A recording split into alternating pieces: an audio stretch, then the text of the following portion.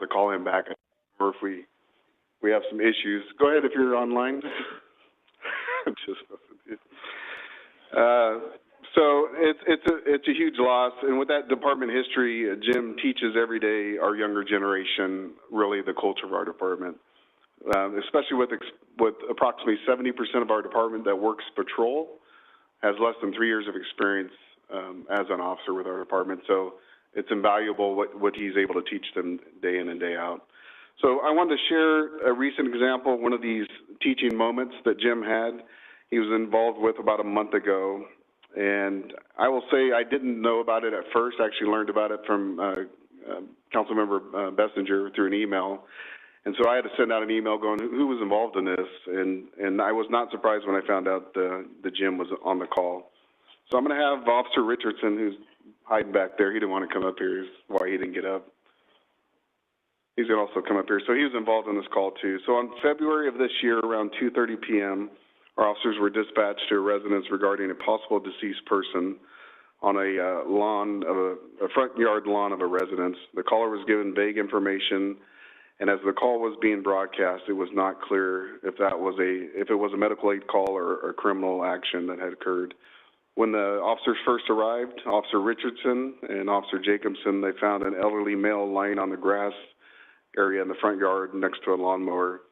The officers moved him to the sidewalk and began CPR. At this time, Lieutenant Cook arrived and assisted with CPR until CAL FIRE arrived. Once fire took over life-saving measures, the officers spoke to an elderly female who was standing in the front yard. The female said her husband was mowing the lawn after returning from his best friend's funeral. The officers assisted her into the house, and her husband was transported to the hospital. After the male was transported to the hospital, Lieutenant Cook noticed his lawn was partially mowed and decided to finish it for him before putting his mower away.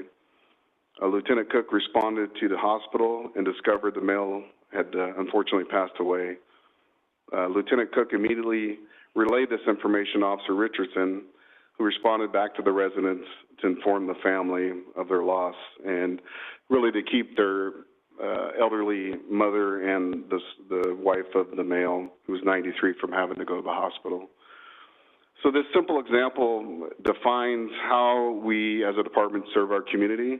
Our officers do things for the right reasons and not for recognition. And I think me not knowing about this and finding out from a council member who heard from somebody else, I think it really says why we do things.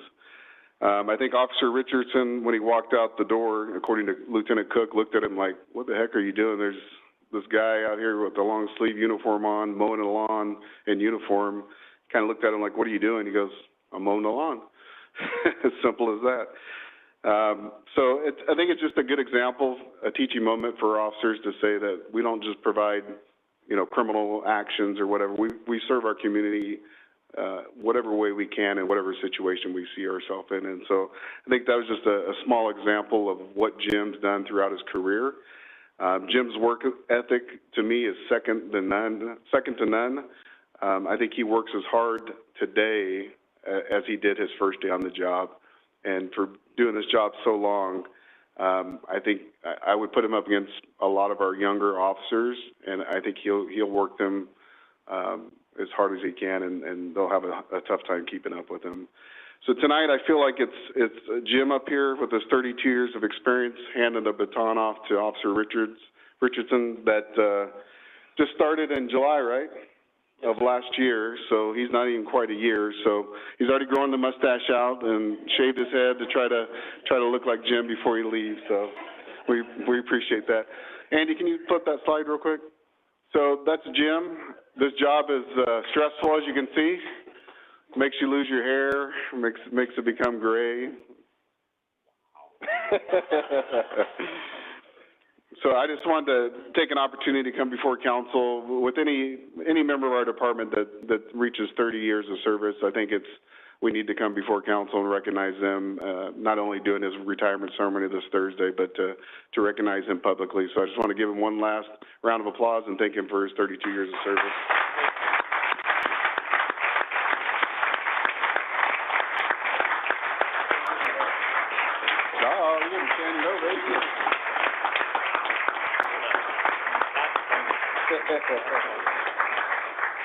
Do you want to say something?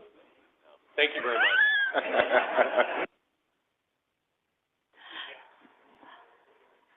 Wait, you have to say something. He doesn't want to say anything? Does your family want to say anything? Do your fellow officers want to talk about you at all? I want to thank everybody for giving me the opportunity. It's been fun. It's about the best way to describe it. Thank my family. I know. Hi, family. Okay, let's get a picture. This guy is the PIO for the department. He loves to speak in front of the media. Where are you at? He's hiding behind me now. You can't get him out of the front of a camera, and he doesn't want to say anything tonight. Well, we might want to talk about you. Somebody get a camera, he'll talk more. Ty, get a camera, he'll talk more. Wait, we might want to say something about you. Hold on a minute. You're not in charge right now yet. You still have 3 days to not do what you want. Do you want to comment? Yeah, two Sundays ago, I got a phone call from an individual that I know, and he relayed a story to me that he had just left a funeral, and he was in a conversation with the deceased son, who told him the story about the officers going there and mowing the man's lawn. And I passed it on to the chief, and it doesn't surprise me at all that Jim is the person who was involved. Jim was a great crime fighter. I always enjoyed working with him. We give criminals no quarter, but the fact that we can do that and things like this is one of the reasons I think we're successful as a city government. We've had firefighters on a call. Gentleman falls off the ladder as he's putting up his Christmas lights. When he's transported to the hospital, the firefighters put up the Christmas lights and finish it for him. Our solid waste employees help elderly people put their cans in, take them back. It's a culture of service that I'm proud of, not only being a council member, but being a former employee. It's something that is taught. It is passed down by people like Jim to the younger people who will mentor their peers as they go. So I'm really proud, even more proud today, knowing that you were the one who mowed the lawn. Thank you. Thank you. Anyone else? Congratulations. I'm going to save my comments for Thursday.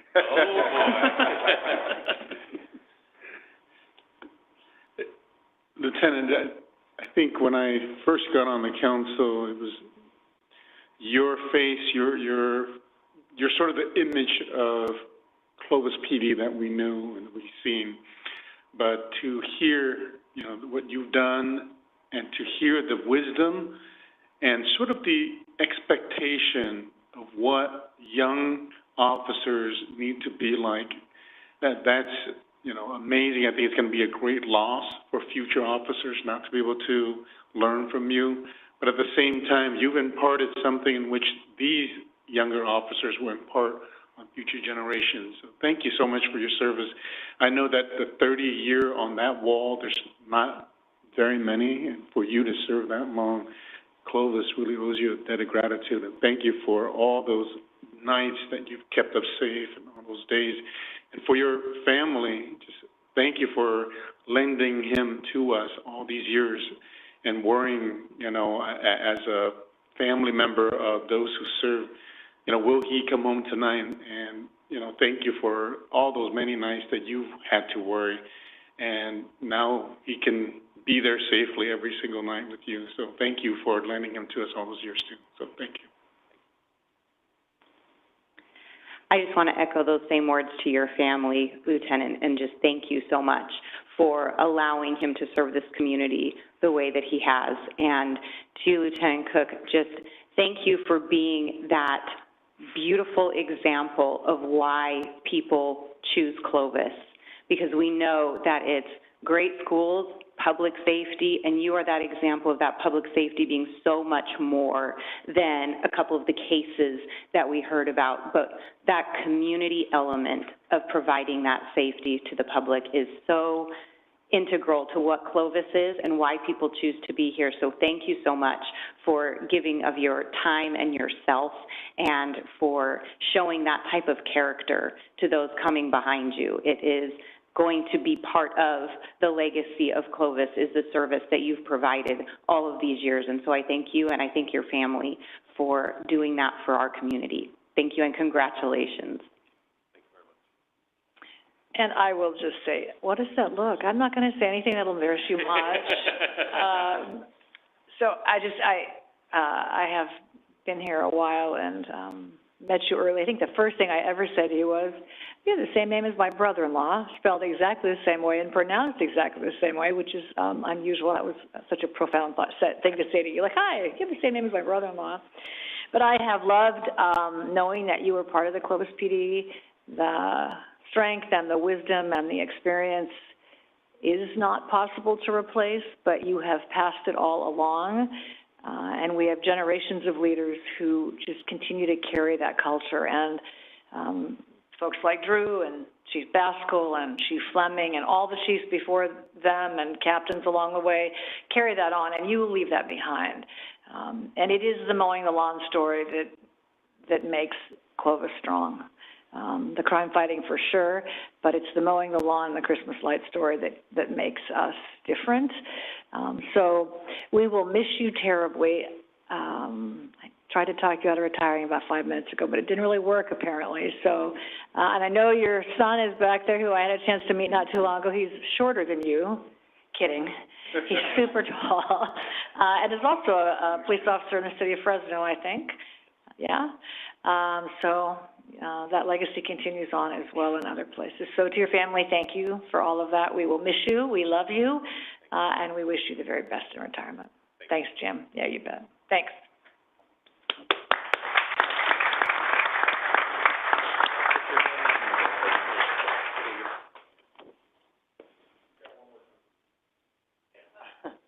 Oh, we don't talk about the firefighter son. Sorry.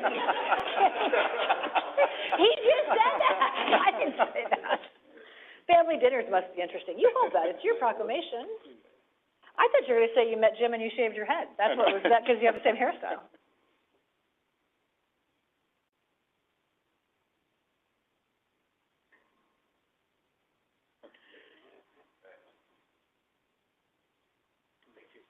I'm going to be out of town on your birthday, so I'll miss you.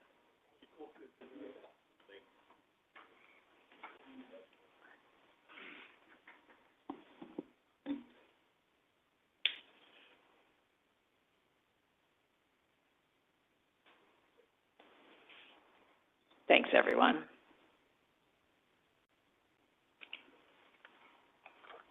That's a good use for this. All right. Next up is, wait, I just made up a new use for this monitor. It's to hold my agenda, but I forgot to turn it over now. I knew it had some other use besides being a monitor. All right. Next is a presentation of a proclamation declaring March as American Red Cross Month. And I bet the people in the front row with red on are here to receive that proclamation. Councilmember Baskell, would you read that for us, please? Yes. So declaring March 2024 as American Red Cross Month. Whereas during American Red Cross Month in March, we recognize the compassion of people in the city of Clovis and reaffirm our commitment to care for one another in times of crisis. And whereas this generous spirit is woven into the fabric of our community and advances the humanitarian legacy of American Red Cross founder Clara Barton, one of the most honored women in our country's history, who nobly dedicated herself to alleviating suffering. And whereas today, kind-hearted individuals in our community exemplify Barton's commitment as they step up to provide a beacon of hope for our neighbors in need. Through their voluntary and selfless contributions, they make a life-saving difference in people's darkest hours, whether it's delivering shelter, food, and comfort during disasters, supporting military families, veterans, and caregivers through the unique challenges of services, saving lives with first aid, CPR, and other skills, or delivering aid and reconnecting loved ones separated by global crisis.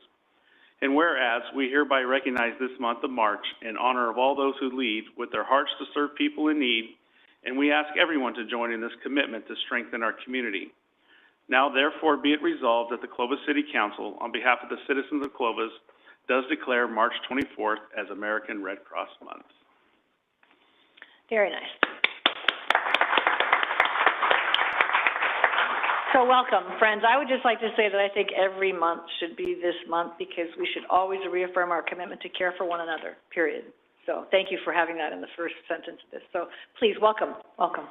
I agree with you on that.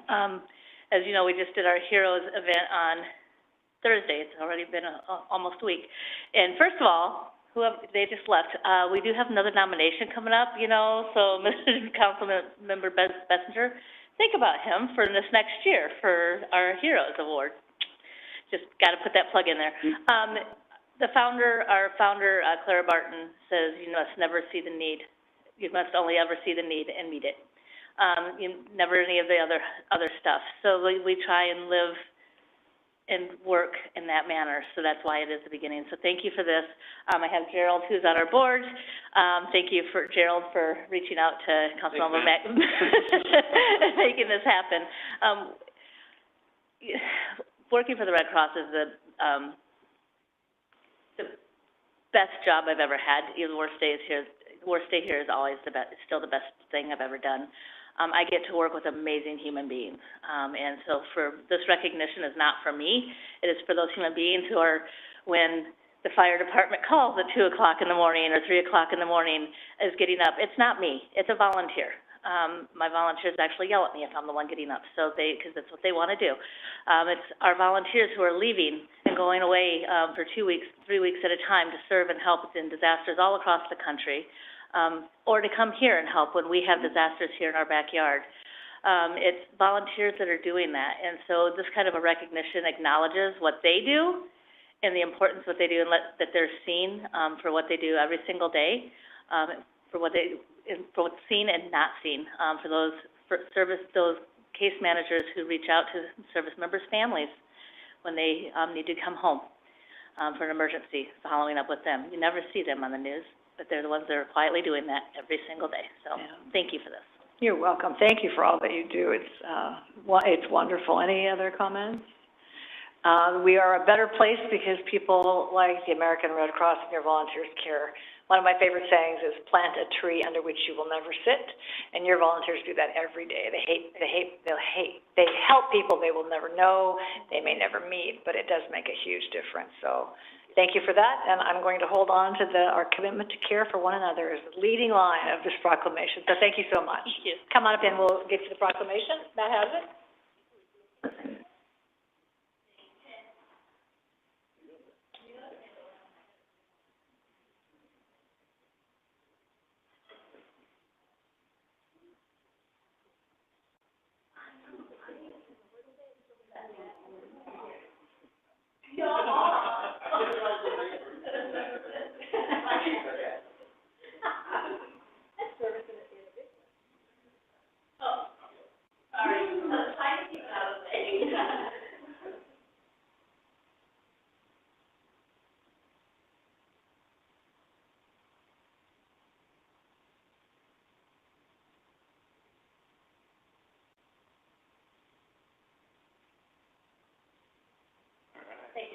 Thank you.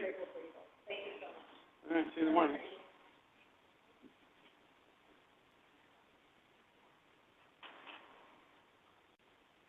All right, next up is public comments. This is a chance for folks in the audience that have an item to come before this council that's within our jurisdiction but not on tonight's agenda. Any of those out there? Right?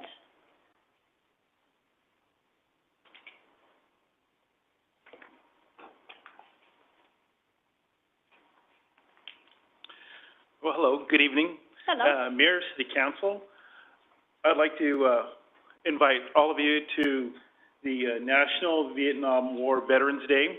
It's an event that's going to be held March 29th, Friday, and doors open at 8 o'clock. It's a free event. We're welcoming all Vietnam veterans, all veterans, families, service members, and the general public. And we're gonna have, we're gonna have speakers, live music. We're gonna be offering lunch, hot dogs and hamburgers. We have, photo displays. We'll be having, other historical displays. We'll have a large map of, the Vietnam Theater of Operations where, service members have signed, and if it's their first time, they can go ahead and sign where they served at. You can see where other people have served. It's a good time for, some camaraderie among other Vietnam vets. There'll be, service tables, both from Fresno County Services, City of Clovis, other organizations, available. And, we're looking forward to have as many people and everybody come and have a good time. This is a time to, remember the end of the Vietnam War and, honor all the vets. Location is? The location, thank you. The location is the Clovis Veterans Memorial Building. I guessed that, but I thought, well, Yeah. my luck, I'd be wrong. The same place it was last year. Yeah, well, I just I wanted brought to be some flyers for all of you to wanted hand be out. sure. Okay. And before I hand these out, there's one other item too, Sure. that, this is gonna be sponsored by the Vietnam Veterans Chapter 933. And what's coming up too, at the end of this month, is the chapter is gonna be going before the, national, organization for the mobile wall display. Every year, it travels the country, going from city to city. California, there's only 4 stops in California. The closest stop is gonna be Merced this year at the end of March. We have a group of gentlemen who are gonna be going before, making a bid, and they're gonna try to have Clovis, a stop for Clovis next year about approximately this time of the year. They'll be making their bid, and, we'd like who to contact at the City of Clovis. We have, found a site within Clovis we want to bring the mobile wall to. It'll be a 5-day event, and, I don't know if we contact the city manager or the council, but we'll be in touch. I'd like to contact you afterwards. Right, you're all nodding.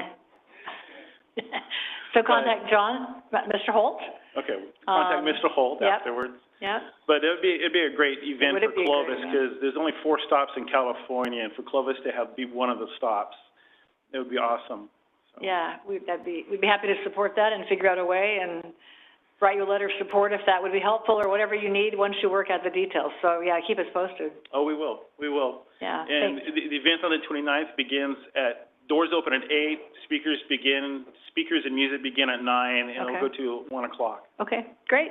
Thank you for the invitation. Appreciate it. We drop these off. Yeah, thank you so much. Thank you. Thanks, Brent. Yep, have a good rest of the evening. Next up.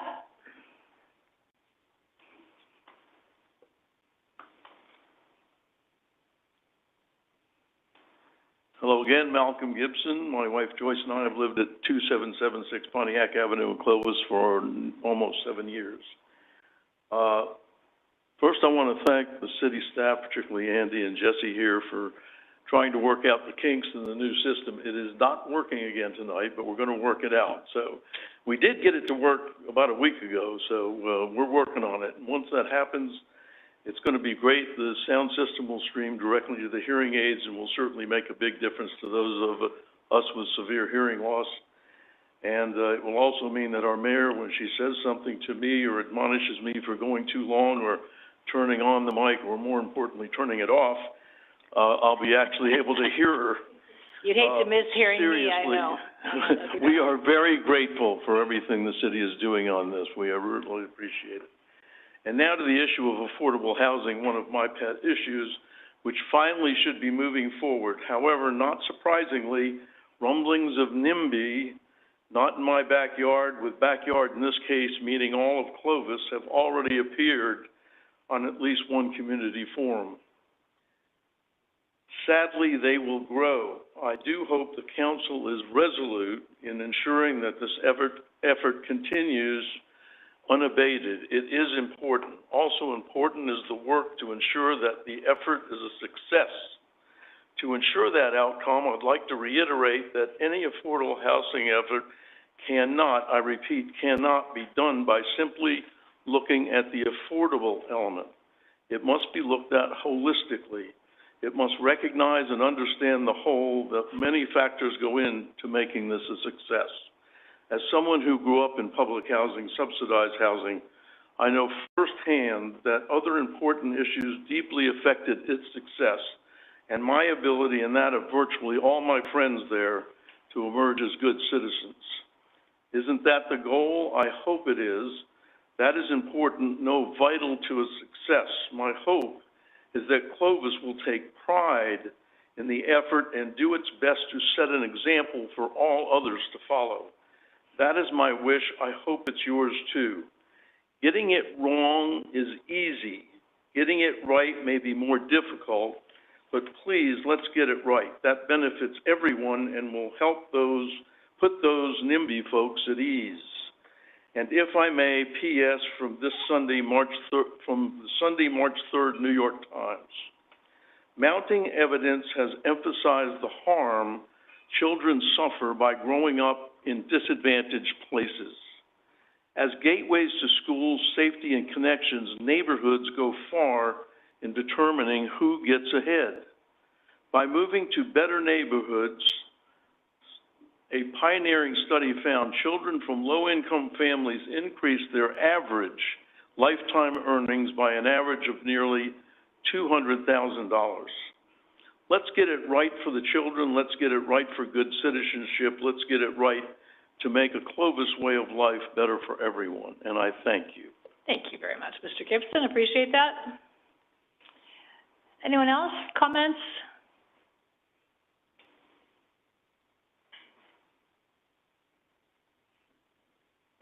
Hello? Hi, I'm Ivan Garcia. I'm a proud student at Clovis Community College and a product of our school district from this city. Welcome. Good evening, of course, Mayor Asbeck and honorable members of the City Council. I am the captain of our only collegiate debate team for this fine city. And I would like to put a brief recap of what we've done for last season and this season, since our regular season just came to a close recently. So first, we would like to state that we are having a public event coming up soon on the 13th of March of this year from 4 to 6 p.m. at Clovis Community College. It'll be a sort of, public relations event, cornhole tournament, and of course fundraiser, since everything is expensive. So that's one thing we're going to have to try to deal with. We would like to thank the members of the City Council that showed up to our last event that was public. Of course, our former debater, alumni. It's great to see the representation there.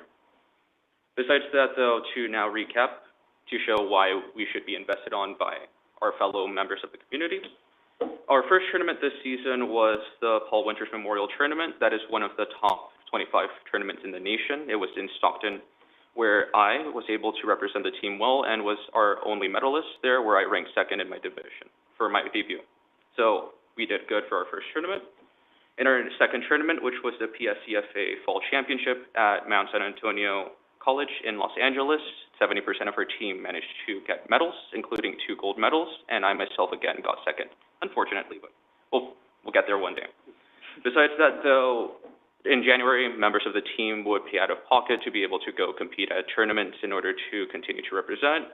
From there, we've gotten another additional 4 medals, which are promptly, displayed. And finally, at the very end of last month, we attended the PSCFA Spring Championship, where one of our members got gold and another member placed in the speech event. So besides that, unfortunately, due to low funds, again, as I mentioned earlier, we won't be able to defend what our only highlight from last season, where we ranked 3rd in the state in our debut tournament. So we would like to have members of the community come support us. We would like to know how we could support the community as well. Basically, just show that we exist and that we like to help. Besides that, though, thank you for your time. Have a great evening. Can I ask you a couple of questions? Oh, go ahead. Say when the event is again. The event will be March 13th from 4 to 6 p.m. What is today? Oh, so it's Wednesday. Okay, March 13th from 4 to 6 p.m. So I will be at Long Beach, but I'll be there in spirit. And say the last part, you missed out on say that last part again? Unfortunately, we will not be able to defend our ranking in the state championship, which was 3rd in the state. And when, has that already occurred? That will be towards the end of this month. because of lack of funds to get there, is that right? Yes. And where is that event? That event, I believe, will be in the Bay Area. And what kind of funds are we talking about to get there? Is it too late? Okay. Did I just hear a sound in the audience? Thank you, President Armstrong. We knew that. Did you just say that out loud? Just kidding. That was your indoor voice. That was your outdoor voice talking in your indoor. What is that amount that you're needing to get to San Francisco or the Bay Area, wherever it is? I'm afraid that I am not the club treasurer, so I won't be able to provide that information, but I will. Turn to the little mouse in the audience and ask her what she thinks it might be roughly. Well, apparently it's $10,000. $10,000, So. okay. Okay. Okay. Well. Okay, good to know. Thank you. Good to know. Thank you for being here. Thank you for congratulations on your success. Thank you. And thanks to you and to the little mouse that you brought with you. That's really done a great job of kind of integrating the work of Clovis community into the city of Clovis, more than I've ever seen it since it was open. So thank you for being here and sharing that with us, for sure. Thanks. Thank you. And if I find $10,000 between now and tomorrow, I'll let you know. Thank you. All right. Thank you so much. Anyone else, any public comments?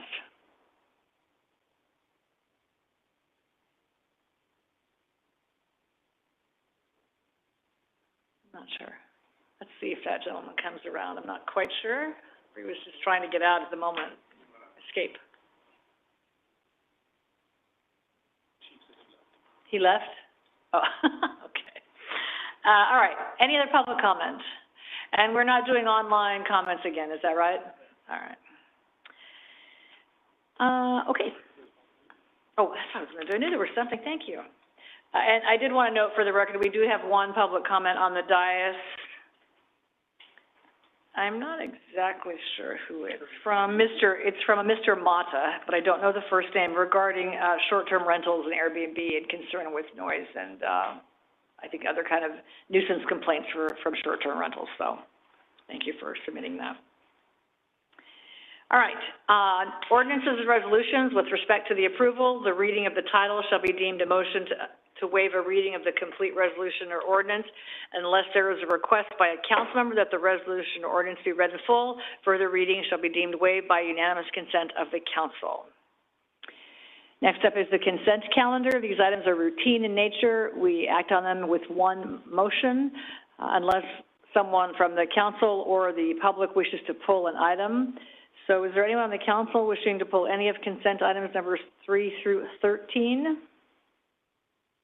No? Anyone from the audience wanting to speak specifically to any of those items?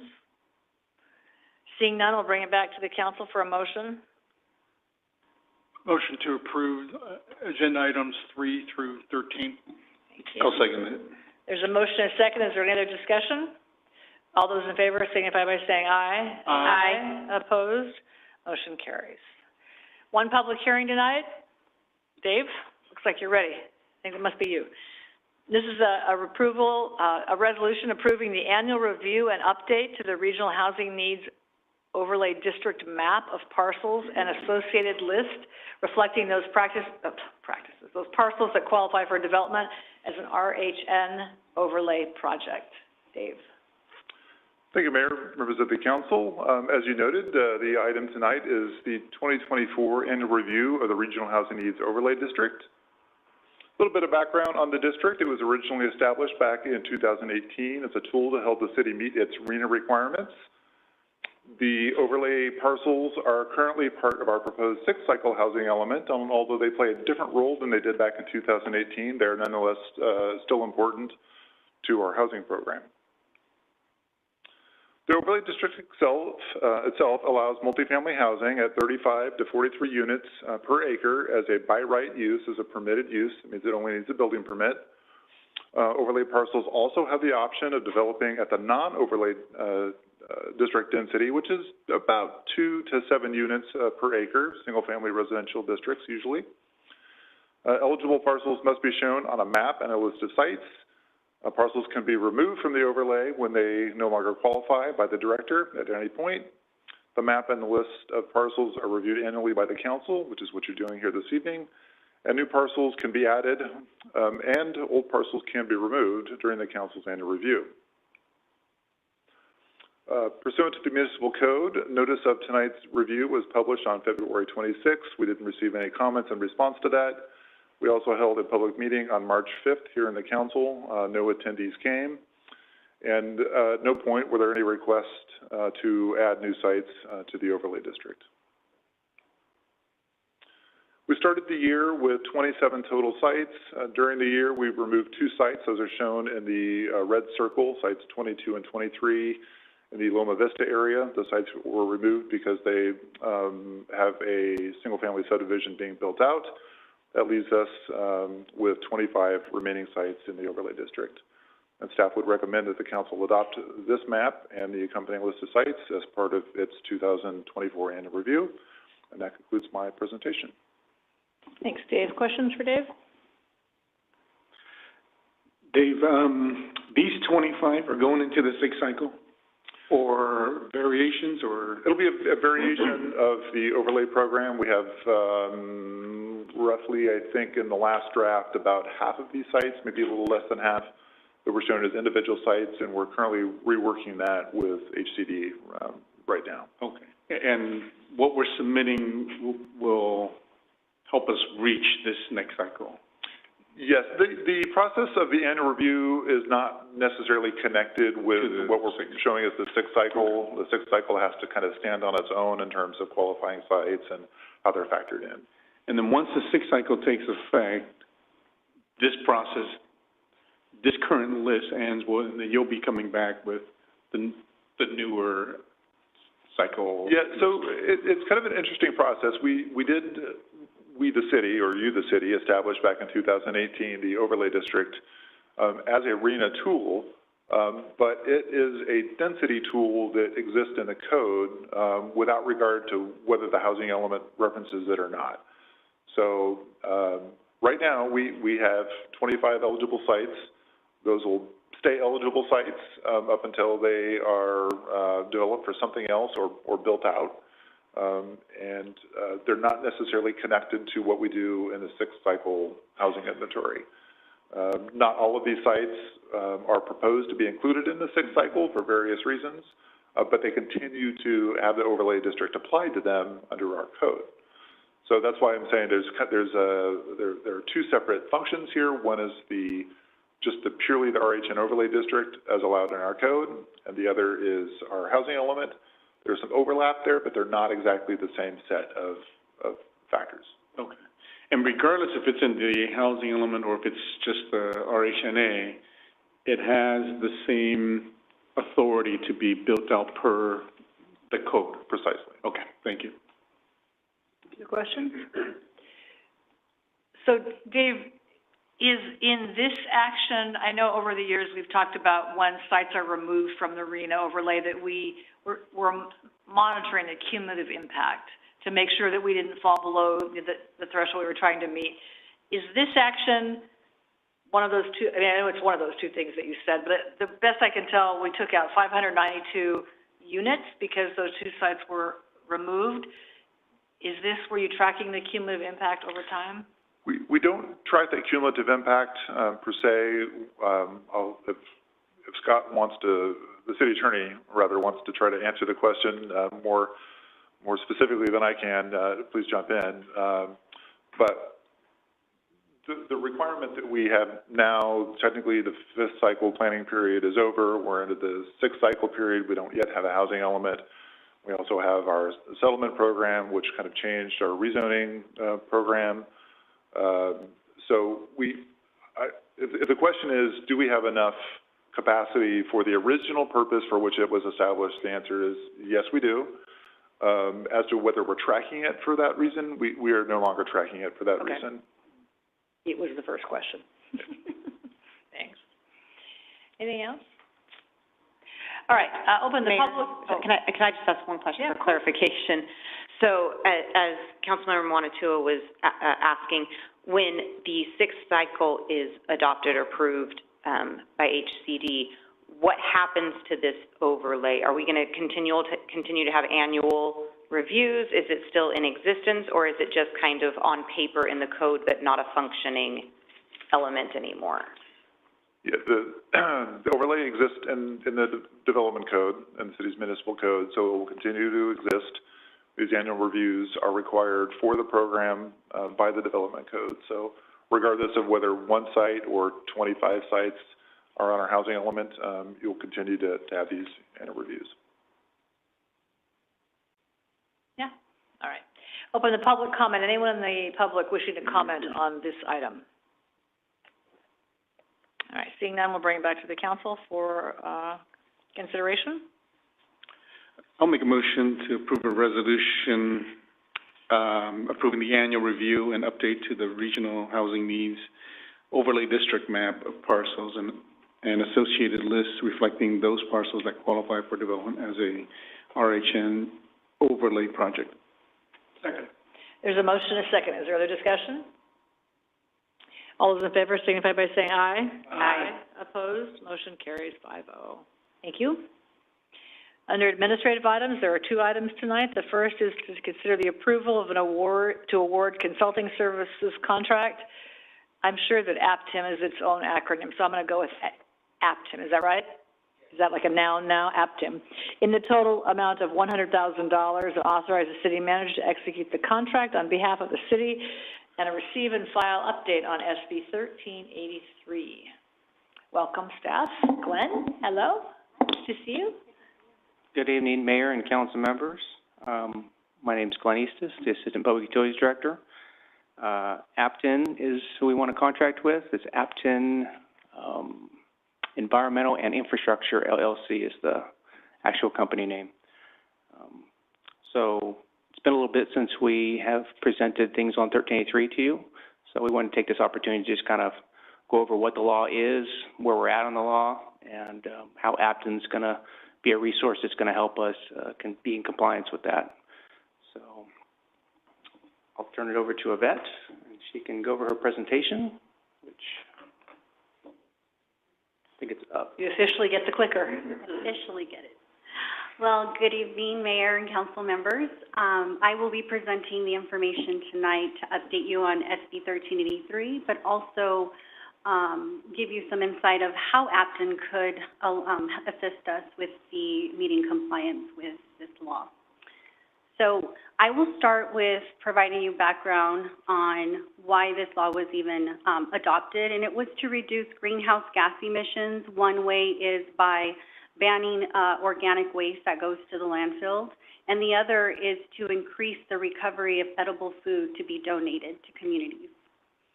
And so this law it took effect in 2022, and it has 2 major goals to be reached in 2025. And that is to decrease by 75% the amount of organic waste, which is food and green waste that's disposed at a landfill, and also to increase the recovery of edible food for human consumption by 20%. And these goals are state average goals, not City of Clovis goals to be reached. So SB 1383 has some ambitious deadlines and program implementation requirements for us. And in 2022, the City of Clovis did adopt an SB 1383 ordinance, which allowed us to begin the implementation of our programs. And since then, we still have some work to do. Also, starting at the beginning of this year, we are required under this rule to begin enforcement to our residents and to our businesses that are non-compliant. So the City of Clovis has many responsibilities under this regulation. They vary from implementation of organic collection programs for residents and businesses, also establishing edible food recovery programs, ongoing education and outreach to our community, also procuring a specific amount of organic products each year, and also to make sure that we have enough capacity annually for recycling of organic materials going to a compost facility and capacity for edible food recovery. So this law is going to take all of us to work towards implementation and compliance. And so one of the programs that the city has implemented is the contamination minimization program. We do have an employee that's out in the neighborhoods, City of Clovis neighborhoods, and he's checking each container, the green and the blue, to make sure residents are putting the right items in each container. So for example, if a resident places trash in the organics, he'll put a notice there to let them know what they're doing wrong, and then give them proper flyers and materials so they know what's accepted and not accepted. In fact, there is a photo showing a resident that's doing a great job. You see some orange peels, some green waste, some food waste as well. So residents are seeing the materials that we're putting out for outreach. And so the city has ways for residents to source separate recyclables from organics to trash. And so we also provide the same type of source separation for businesses. Businesses receive a green bin from Republic Services for recycling and a brown colored bin for compost. In our Public Utilities Department, a few years back, we did implement our own compost recycling program. We wanted to give it a try, especially since we're telling others to implement. And we hope to maybe pass this on and implement within other city departments in their break rooms as well. And so for the City of Clovis, our procurement target is to purchase 9,747 tons of organic products. What that means is we need to purchase compost, mulch, and renewable energy. And one of the ways we're doing this is, for example, our annual compost giveaway, which we just had recently, that is one way we can reach our procurement.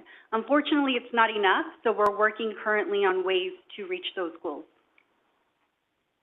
Another important part of this is the infrastructure, and thankfully we do have compost facilities in our valley, and currently our organic waste is going to Kochergan Farms. But our role in this is to make sure that the facility where our compost waste is going has enough capacity for the growth of our population and our expanded programs as well. In addition, new this year, as I mentioned earlier, is, what did I do? Here you go, can you help me out? There we go. I think I need to go did it again. I apologize. One over? That's okay. Yeah, right there. That's where I left off, yes. And so, as I mentioned earlier, where we're at this year is we do need to enforce this rule, but just know that we will educate, support our residents to show them what's acceptable so they understand the regulation. And the same goes for the businesses. We want to first provide education, support, either to implement a new program before any citations or violation notices are given to a resident or to a business. Next slide. And so lastly, I do want to say overall what Afton would do in working with the city is analyze all our programs, let us know where we're falling short, and assist us to implement any new programs that we need to comply with SB 1383. So tonight, we're recommending to approve the award, the contract to Aptum to assist us with developing an SB 1380 program and also to implement any new programs that we need to under this rule. One more slide.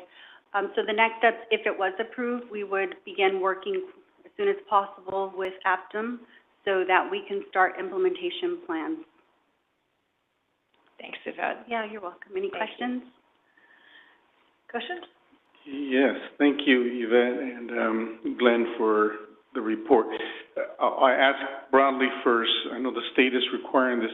Has there been any talk of funds from the state to assist municipalities like ours to whatever, whether it's purchasing equipment to education, any of that in the talks, and how much, if there is?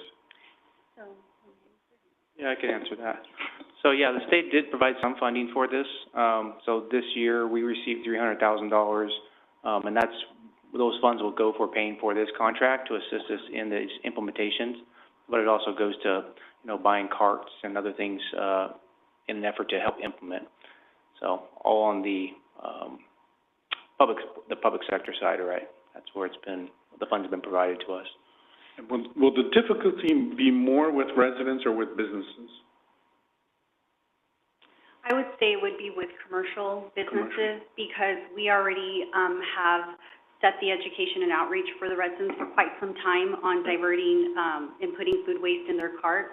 So with businesses, being that they have a challenge with space and educating their employees, they're relying on employees to do the right thing. So I would say that it would definitely be more challenging for the businesses. And to add to that, multifamilies, we still need to implement this with the multifamily communities in our city as well.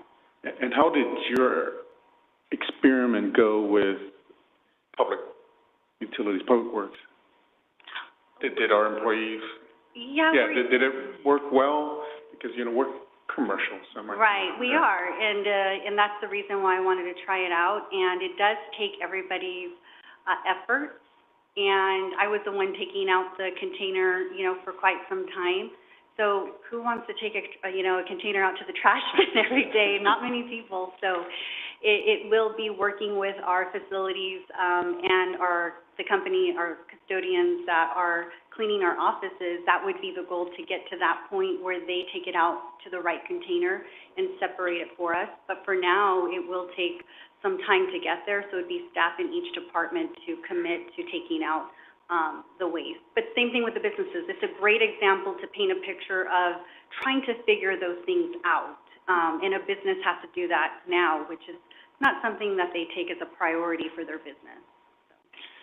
The goal was, I think, recoverable edible food. I think that's the first I heard of it this time, because it wasn't emphasized when the SB 1383 was out. It was more of the reducing the landfill. Yeah.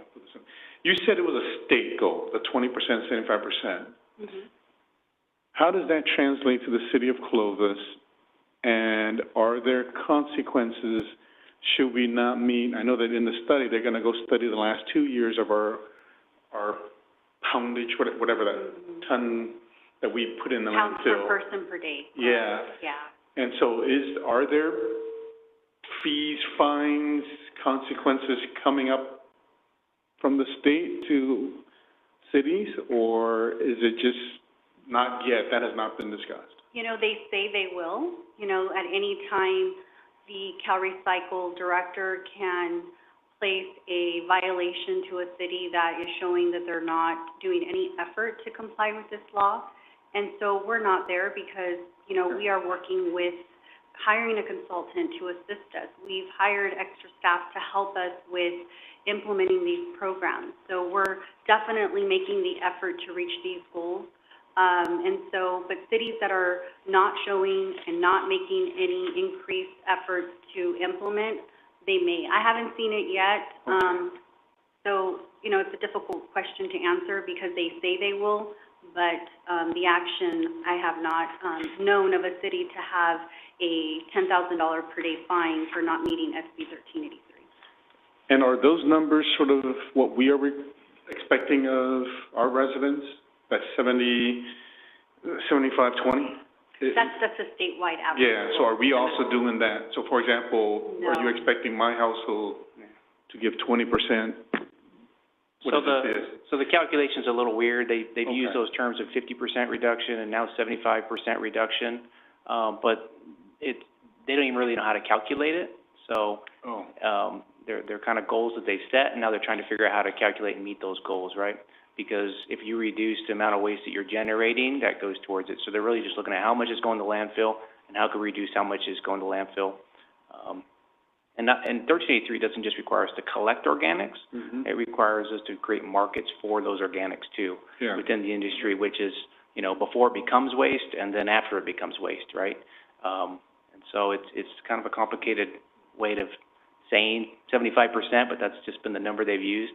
And they're still trying to figure out how they're going to calculate what the number is. So as long as we're going through the programs, we have programs established and we're working towards those programs, then we'll be in good graces with Cal Recycle. And if the goal of the state's meeting their intent overall, that's really what they're trying to do. So it's kind of hard to pinpoint someone and start penalizing them for numbers that, you know, not everybody's meeting, right? So. And then sell me on why $100,000 to Anthem? Because I read they also will bring a crew out and look at our trash cans, but we're doing that already, so why are we paying them $100,000 to do that? I mean, I know that in here they're saying they'll connect us with some food recovery organizations, but do they know our in other words, we know our town, we know where we can donate food, we know all that. Why not pay one of you? And so what's, sell me on why, because I kept reading it and I go, hey, we can do this much better. You know, hire a staff member or whatever, but sell me on that. Why $100,000 to them to tell us what we can do when we already are potentially doing it and we have the expertise? Yeah, yeah, we do have resources in-house. We are doing these steps. We want an expert consultant opinion of what they're doing elsewhere and what's been working elsewhere, so that's an added resource to us. It's an added consultant expertise to us. But at the same time, we've got other things that we're worried about too, as far as, not worried about, but our Republic contract is coming up here in 2025. So as they're ending their contract, we're going to start looking for resoliciting that contract. Maybe we go with them, maybe we go with somebody else, but there's an unknown period in which we kind of need help from a consultant to make sure that we don't lose ground on education outreach and staying on task with those things we need to do. So they're kind of a stopgap for us to help us through the next 2 years of transition while we work with our next hauling consultant and we relook at how we're doing our organics. And it's complicated. So we're going out to businesses, we're trying to talk with them. Republic's also doing the same thing. And we need to make sure that we're not just pushing things on to our businesses that's not realistic.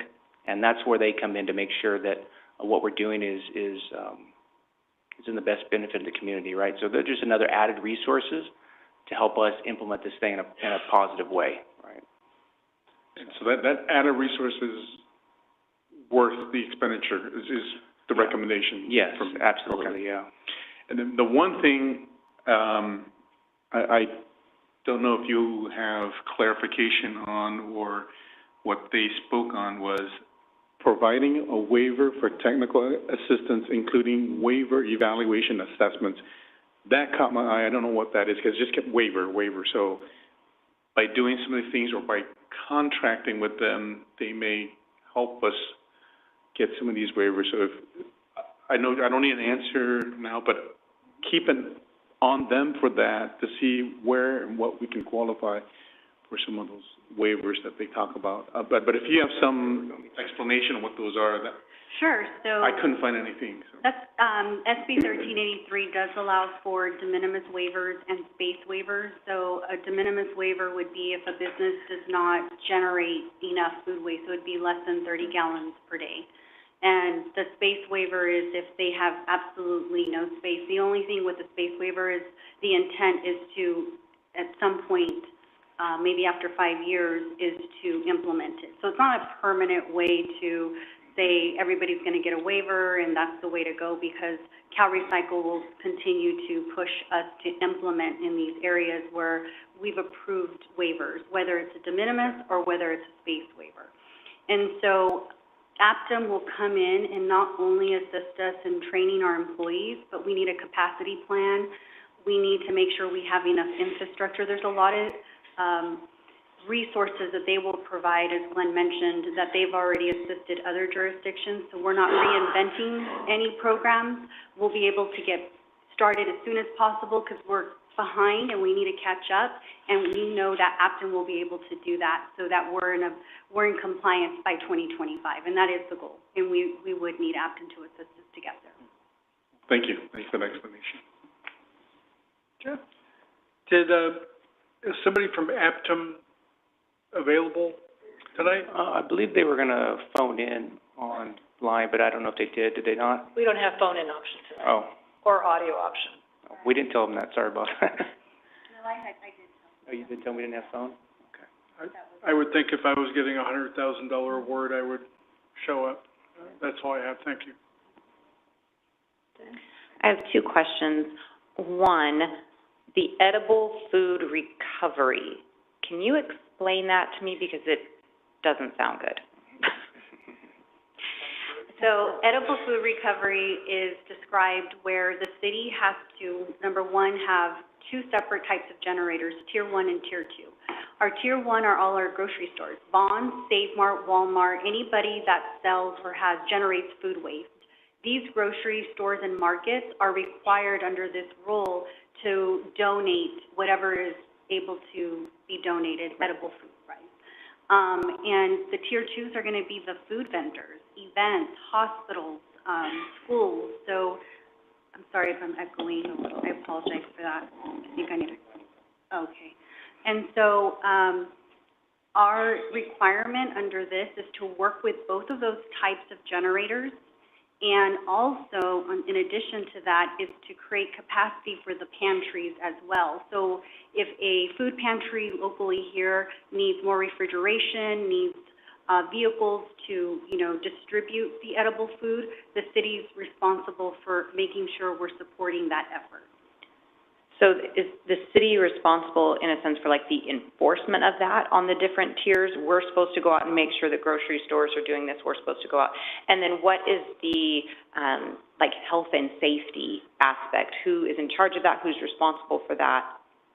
So the health and safety has always been Fresno County Health Department to make sure that they're compliant under the food and safety laws, food and drug safety laws. And so they've always had to, to make sure refrigeration, and also now incorporating this, organizations like the Central California Food Bank who donate, they also have their rules and regulations to comply for food safety as well when they're donating to communities. And then my second question is on, it was briefly mentioned the commercial side of things, businesses and being compliant, and then you, I believe, mentioned the multifamily developments as well. What is the kind of enforcement mechanism for those type of communal receptacles? I mean, if one person in an entire apartment complex isn't doing the right thing, how in the world can you accurately enforce that? It's going to be difficult. One way would be either to have the violation on the property owner manager, and they would have to figure out how they would disperse that. Or an HOA community is another example, and it would be the HOA community if they're the ones paying for the services. If it's the other way around, if it's individual, there's many challenges with the law, and so that is why we have to work together to figure out how this will all work in situations such as what we discussed. Yes, it's going to be difficult, but we are required to do it. Yeah. Are you finished? Thanks. Those are good questions. Is there any collaboration with our cities? We all can't send food to the Poverello House on the same day, Tuesday at 3 o'clock or whatever it is. I mean, is there some regional network of how this will be managed, or is it too soon to tell? I have started working with Fresno County Public Works and Planning through an MOU committee, where this is one of the main topics of our discussion, each month when we meet. And so one way is to work closely with Fresno Rescue Mission, the large organizations that are donating food. And there are other ways, such as programs that have been developed so that food is being distributed. We're all communicating in one area to get the food out, to be safe, and making sure that we're covering all our aspects of meeting goals, meeting requirements, but also food safety. Am I wrong to think that going forward, this is an FTE to manage SB 1383? Like a dedicated FTE just to manage all, there was how many is that, 10 components of this program? There's many components. I mean, since budget's next on our agenda, visual aid, Right. I mean, this seems like a big lift. Yeah. It's a big one. Do you imagine adding an FTE potentially in the next fiscal year to manage just this? We have added staff this year for that, and so we're filling those positions right now. We have one filled, we're filling another one. This is to help support us in the meeting room. But, Maybe we may, over time? as we do it, as Apton comes in and helps us develop the databases and the programs and the processes to do it, we may decide that we need more. So we'll see as we go through it. This is the first step to make sure those programs are getting dialed in. Yeah, especially I was in the startup phase in particular. It seems Right. like it's gonna require a ton of work. And just to be clear on the edible food programs, those programs are already out there. Right. What the state requires is that they are happening in the community, and that the city is doing everything they can to incentivize or make sure that's running as efficient as possible, so.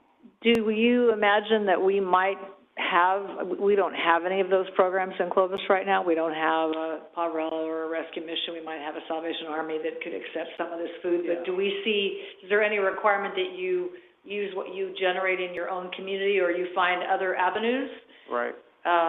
Is that possible through this consulting engagement, that they might look at ways we could do a little bit of that? Yeah.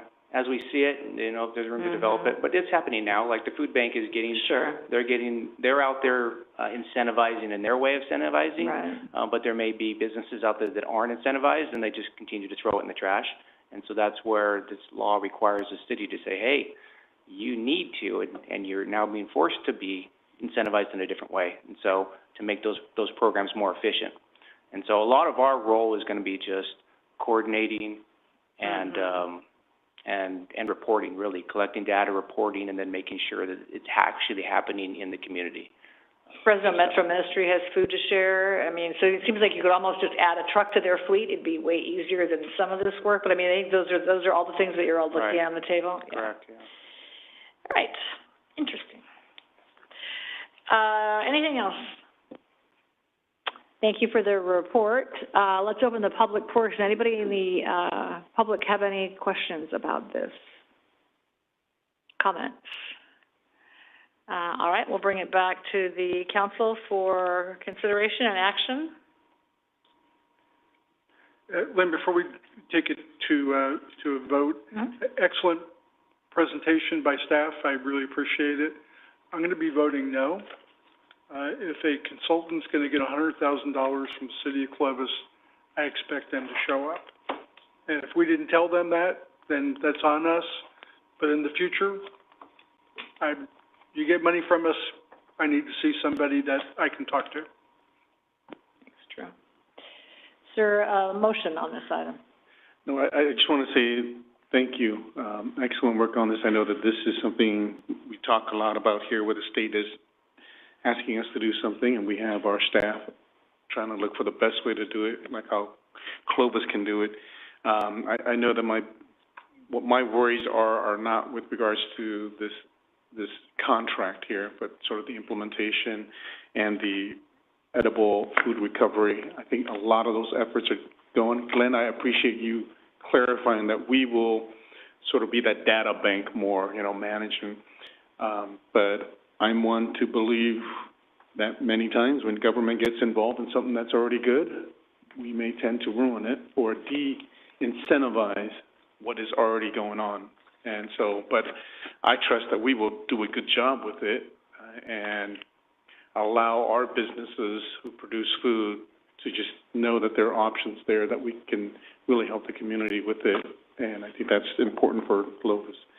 And so I just want to make those comments on it. Not the motion. You gonna make the motion? Yeah, I'll go ahead and make a motion to award consulting services contract to Apton in the total amount of $100,000 and to authorize the city manager to execute the contract on behalf of the city. Is there a second? I'll second. There's a motion and a second. Is there any other discussion on the motion? All those in favor signify by saying aye. Aye. Opposed? No. Motion carries 4 in support, 1 opposed, no abstentions. And just for the record, if the edible food waste recovery is particularly interesting to me and related to my day job, sort of, or all my community work, if you want an elected official to show up on that committee, it'd be fun to do. Because there's such a big network out there. Like, we don't need more programs. We need connected programs. So I know you can communicate that, but if there's ever a chance for other engagement, I'd love to get involved, because yeah, we don't need more, we just need connected, and it'd be fun to do that, so. Well, thank you. Yeah, you bet. I'll take you up on that offer. Yeah, wait till you get to the committee, they're gonna go, that's a no. Anyway, thanks, good, excellent work, thank you, guys. Thank you. All right, administrative items, number 16, and this is a receive and file of the 2024 five-year financial forecast for the city of Clovis through 2028-29, wow. And discuss options for budget preparation for 2024-25. Mr. Schengel and team. Mayor, I was going to make a few opening comments on Okay. the general fund. As far as when I first saw the five-year forecast, especially the general fund, made me realize what a challenge we're going to have over the next couple of years, and I asked Jay if I could put a couple slides up front. And this is kind of a recap. The general fund is $105 million in total. There's a thing called discretionary versus non-discretionary. 80 million of the 105 is discretionary, which means city council can control those $80 million, and the other 25 is non-discretionary, meaning that they have limited control and the money is meant to be spent on certain things. And when I talk about the general fund versus enterprise funds, the enterprise funds such as sewer, water, that type of thing, they can calculate the actual cost of providing the service, and they can charge the users for that, so they can recoup that way, much like a business can. The general fund is a little bit different. It is funded primarily with property tax and sales tax, and it is dependent on a couple very volatile revenue sources, so that does fluctuate. So the expenditures in the general fund are kind of driven by the amount of revenues that we can provide. And we also talk about the color of money. We've got, the city has 30 different funds out there, and many of the residents see that we have $20 million in. You're killing him. He's all right, he's all right. Went down the wrong, I'm talking about the general fund. Firefighter, get ready. He gets really worried when I talk about the general fund. So when we talk about the color of money is kind of an accounting term that talks about a resident may not understand if we have $20 million sitting in a water fund or a refuse fund, why can't we use some of that funding to hire an additional police or firefighter? Legally, we cannot. We cannot, as a governmental agency, we cannot collect monies for one purpose and spend it on another. So that's why the general fund, I'm going to spend some time talking about, and then Jay's going to take over and talk about everything else, but we have a total of a $330 million budget. The general fund's 105 of it, and it's a challenge for the city to provide the services that we do in the general fund. So I indicated that 80 million of the 105 million is discretionary, and we should note that approximately 90% of the general fund discretionary budget is spent on police and fire.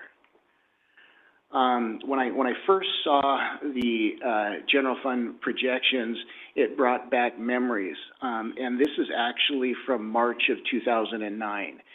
In March of 2009, you'll recall that we were beginning the Great Recession, or we were into it, and you just see in the projections, this is going to be 2008, 9, and 10, and see if I can get a...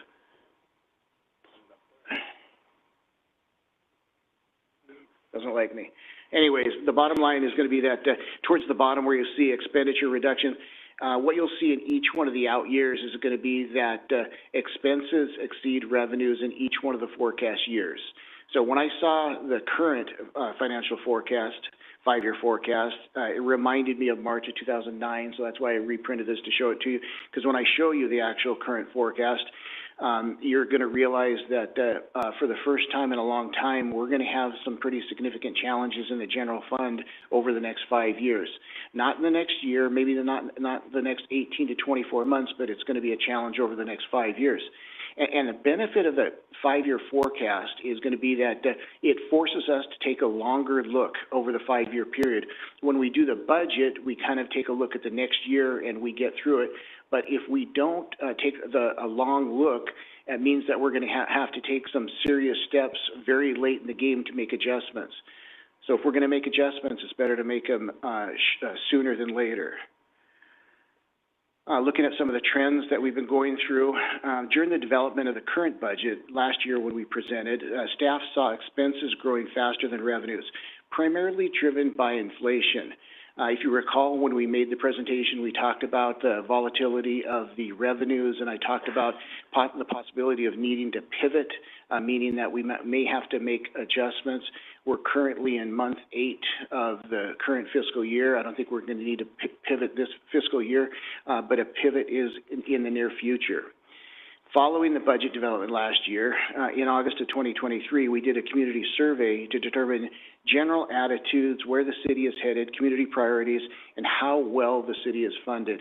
So we did that, reached out to the community, and began to get input, and I'll show you some of the priorities that we came up with. And I guess the bottom line there is going to be the current financial forecast continues to see expenses growing faster than revenues. I think in the current budget, we've reduced the forecast sales tax by $2 million through June 30.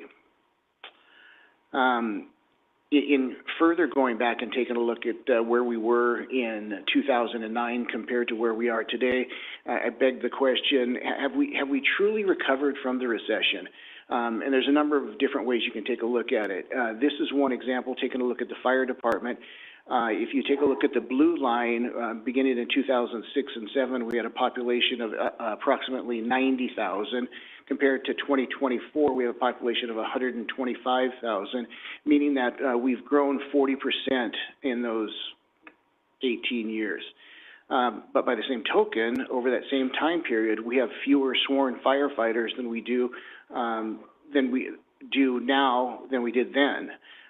So it's a bit of a challenge to continue to provide the same level of service. Chief Eck is in the room if you wanted to ask exactly how we do it. There's a number of things that we've done. We reduced the staffing at Station 2. We stopped responding to certain types of calls, but it's been a challenge. And what we're seeing as the city continues to grow is going to be that the response times are increasing. One could argue Station 6 has reduced some, but overall response times are slowing. The same could be said about the police department. If you take a look at approximately the same time period, we had more sworn police officers prior to the recession than we do now. We made a significant cut, and then we began to regroup, and we're about the same position that we were at the beginning of the recession. The one example I wanted to provide, every department could probably explain to you exactly how they've made it happen with doing more with less technology and that type of stuff. But when I asked the police chief, how is the police department, and we do have the police chief here this evening if you have any questions, but how has the police department been able to maintain the level of service we do and to continue to be the safest city in the valley? Well, the reality is, over the past 15 years, a majority of what the police department had in prevention programs has been moved to patrol. We've either reduced or eliminated all the programs you see there, as far as the FBI task force officer, code enforcement, juvenile counseling, PAL, DARE, community watch, et cetera. So we've cut all of our prevention, or reduced it at least, to be able to focus on reaction versus preventive. Going back to the survey from August of 23 and going forward, because we continue to reach out to the community and getting input on the survey that we did, but the priorities that we heard from that survey are as follows: retaining local small business and jobs, maintaining the city's long-term financial stability, maintaining streets and roads, maintaining 911 emergency medical, police, and fire response, ensuring emergency rescue workers have updated life-saving tools, keeping public areas safe and clean, and addressing homelessness. We did that survey. We do plan to continue to reach out to the community. We are doing a significant amount of community outreach between now and the budget cycle in May and June of this year. We're going to do presentations to community groups. We've got 8 weeks of coffee with the chiefs, and we'll continue to get information about what the priorities are and hopefully build them into the budget that you're going to see in May and June. And then we'll report back during the May and June presentation. So I showed you the March 2009 5-year forecast, and this is going to be the current 5-year forecast. And although the numbers are much bigger here because we're 15 years later, it's the same type of story in that, in the current fiscal year, 23-24, we begin to see our expenditures are coming in higher than revenues. And you're going to see that significantly more over the 5-year period, where at the end of it, you've got a $14.4 million deficit net working capital. So with that good news, I was going to turn it over to Jay to go into some of the detail, and then we'll be available for questions now or at the end of the presentation. Well, good evening, Mayor and members of the council. So to expand on what John said and get into a few of the particulars, I just wanted to remind you that the forecast is a snapshot in time. There's probably several hundred assumptions in them, the revenues and expenditures. And as such, if we sat here and redid it again today, it would look slightly different than it did when we started this document. But it does analyze all funds, including the general fund, but the general fund is the most sensitive one, and so we spend the most time on it in the document. And then the 5-year forecast is the basis of starting the budget. So last week we did start meeting with the departments on the budget, and this is kind of used as the starting point for those discussions in conjunction with feedback that we get from you. So as John mentioned, the forecast is a shift from recent forecasts in that we're seeing citywide expenditure growth. There's no one department, no one fund, but everywhere we look, our expenditures are growing. There's no sense of misuse or abuse in any of the line items. They are what they are, but they are all growing. Salaries, benefits, services, materials, supplies, you name it. We're all feeling it at home, and we're feeling it at the city as well. Our revenues have slowed down compared to our expenditure growth. The expenditures, last year we said, you know, we can't continue at this pace, and yet we have continued at this pace again to where we have year-over-year expenditures, property liability insurance, you name it. Every category has had these kind of eye-opening expenditure increases just as a way of doing business. We do have rate increases in place in some of our enterprise funds, and we are using those to offset some of these expenditure growth items. So the main bullets on this slide here are just the revenues are not projected to grow as quickly as they were. We've only added 3 positions each year for PD in the 5-year. We haven't added any other positions in the general fund, even though there may be the distinct need for those positions from public safety. We simply have not put them in there. There is no funding for them. We have eliminated all transfers to government facilities for capital projects. So even though public safety has the need for communications equipment, building repair, some major capital expenditures and staffing, we simply haven't put them in there to begin for the same reason. We just don't have the funding currently showing. And then we've eliminated additions to the emergency reserve. So starting this year that we're in, we have zeroed that out and have continued that across all the fiscal years in the forecast. We simply don't show the funding that we can continue to contribute to that based off of what we look like now. So I put this chart together this year just to kind of show you the revenues versus the expenditures in the general fund. And I wanted to just kind of point out here that this blue line up here is the revenues, and it's way above the expenditures because of growth in sales tax and growth in one-time monies that have come in from ARPA. So over the last several years, we've had this huge gap between revenues and expenditures that have allowed us to fund one-time projects that have come along that the city has needed. Here, as we come up to current, we show that those are no longer possible, but this steep expenditure line item is worth noting that these years over years, we just continue to increase at this pace that we just can't keep up with, until which now, no matter what we cut, we still show that our revenues can't keep up with our expenditures. So that begs the question of how do we adjust our service levels to the revenues that we do have, or how do we come up with additional revenues to maintain our standards? So on this slide here is the sales tax, and what it really doesn't show, to be honest, is the year before here was about 22 million, and over these 2 years we've grown almost 40% in this category. So we had these huge growth years that have allowed us to fund those expenditures. And then you have something remarkable as well. You have year over year over year declines in sales tax, which has never happened except for the last recession. So basically, over 2 fiscal years, not only do we miss our projections, but we're actually declining in revenue. So that's one of the major reasons why we are facing some of the problems that we are.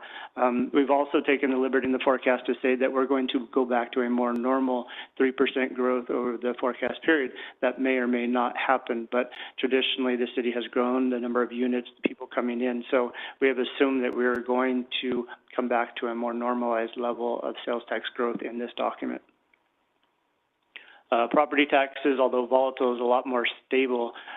We get larger property taxes by the growth. The growth then demands new services, and then once the construction happens, then approximately 2 years later, the revenue comes in.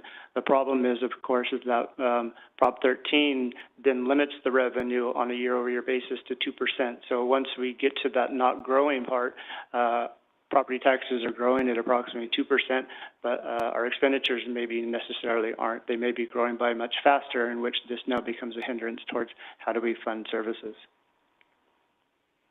One of the large expenditure issues that we've had outside of the inflation and these large increases that we have is our retirement system and current funded status. So in this chart here, we basically over the 5-year forecast show that we're going from 10 million in ongoing annual expenditures up to 20 million over the forecast period. That represents an increase from 13 to 16% of general fund dollars by doing nothing, but that is how PERS is currently structured. In addition, you know, that is probably the top of the mountain as far as the system goes, or really close to it. We will pay off our liability, but CalPERS isn't doing us any positives lately over the last couple of years, that the returns haven't met expectations either. So I would anticipate that this mountain at the top may continue for a few more years just based off of the recent market returns in PERS. It does get better, but not in the period of this forecast that we're looking at. So on the emergency reserve here, I just wanted to point out that basically starting this year, we have stopped funding the emergency reserve, so no more new additions to it. Not showing that we're taking any currently in this document, but not adding to it. And so what ultimately happens is as the years go by, your percentage becomes less and less and less because you're not adding to it and your expenditures are continuing to go up. So while it shows that we still may maintain a 15% minimum by not putting in it and continuing to grow our expenditures, we're going to become less and less. And again, that emergency reserve of 21 million does go fast when your revenues are not meeting your expenditures. Jay, was the minimum 15%? I thought it was higher. It's established at 15% minimum. With a goal of 25. With what? A goal of 25. That's what I thought. That was really our goal, was 25. It was.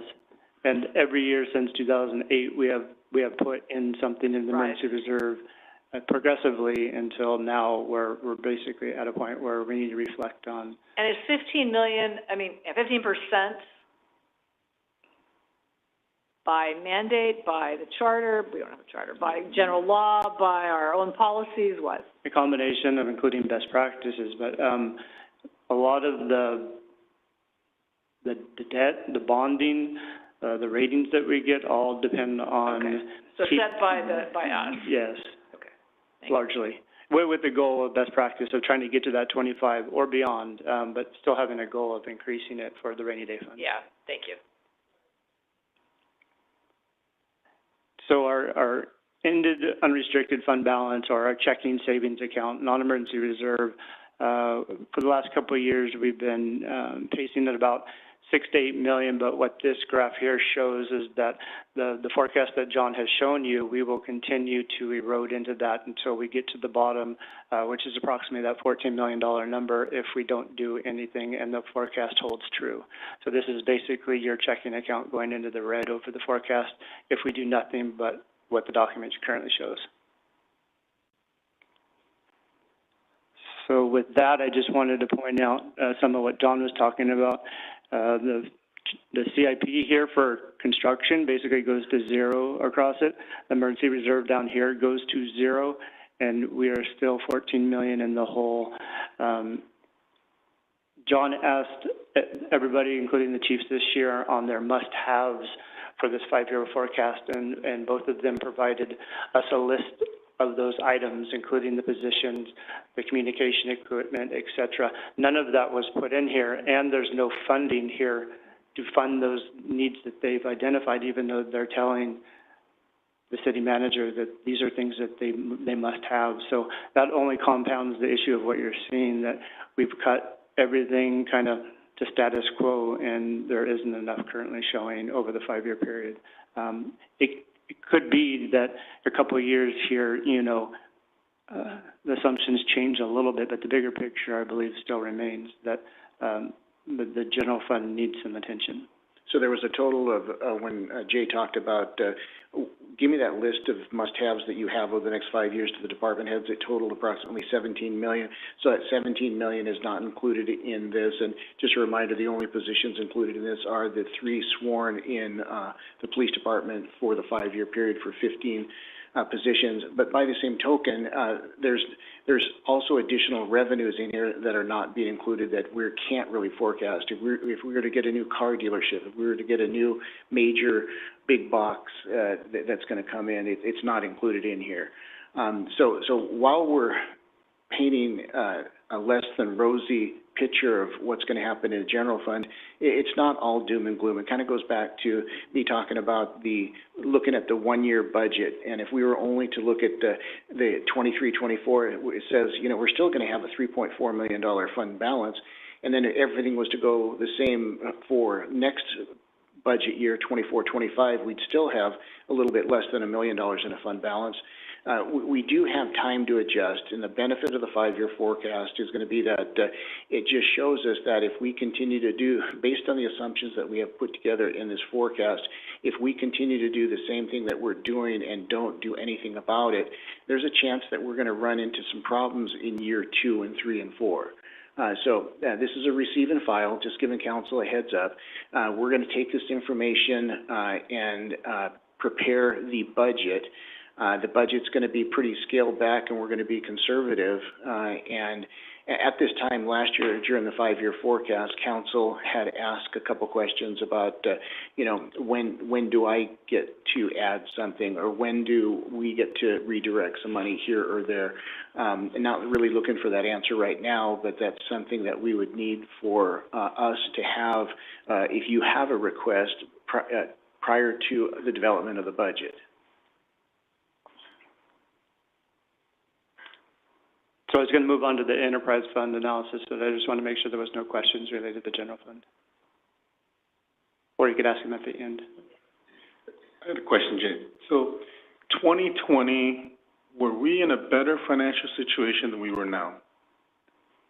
I would say yes, and the reason... Even though we didn't get as much revenue? The reason why was we braced for not necessarily the worst, but bad, and the consumer spending shifted to where sales tax actually grew on the short term. March through June, you know, they weren't coming to our hotels. There was no rodeo. There was lots of things happening that were bad. But the economy at that point truly shifted quickly. There was a lot of stimulus money, and so we basically braced our expenditures and our positions that for this fall we were going to use $2 million of emergency reserves. That need never happened. We forecasted like a $10 million revenue loss because it was the March of 2020 and the world's going to end. And what ended up happening was going to be that people sat at home and spent a ton of money in sales tax, and then from the federal and state government, we received some one-time monies. And you were saying this document is a point in time? It is a point in time, yes. And so in the points of time in 2020, 2021, 2022, 2023, all those 5-year forecasts had no red. Correct. Yes. And so, but this year then we see the red coming in our charts here. And so I'm just trying to understand as a layperson, is it what you just said and we didn't see those things 4 or 5 years ago? I thought we were worse off in 2020, meaning I remember those meetings were like, oh, we're not going to get anything. Yet the projection was still all black. And so I'm trying to understand that as someone who is looking at this and go, okay, there's a lot of big red numbers now. And I looked at the previous ones and it was black, black, black, black. Everything's black. However, 5 years since 2020 till last year. Right. So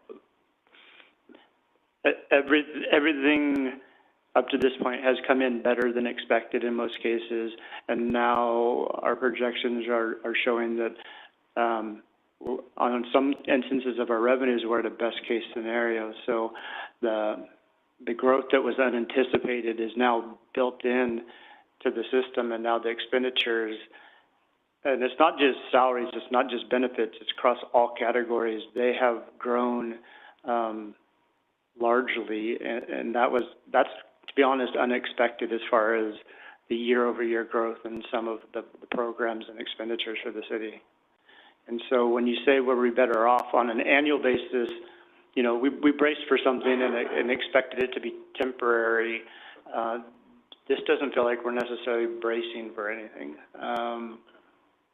This is the new kind of reality of where the city is on yet another reasonable set of assumptions. There's no recession built into this. There's, you know, it's just different.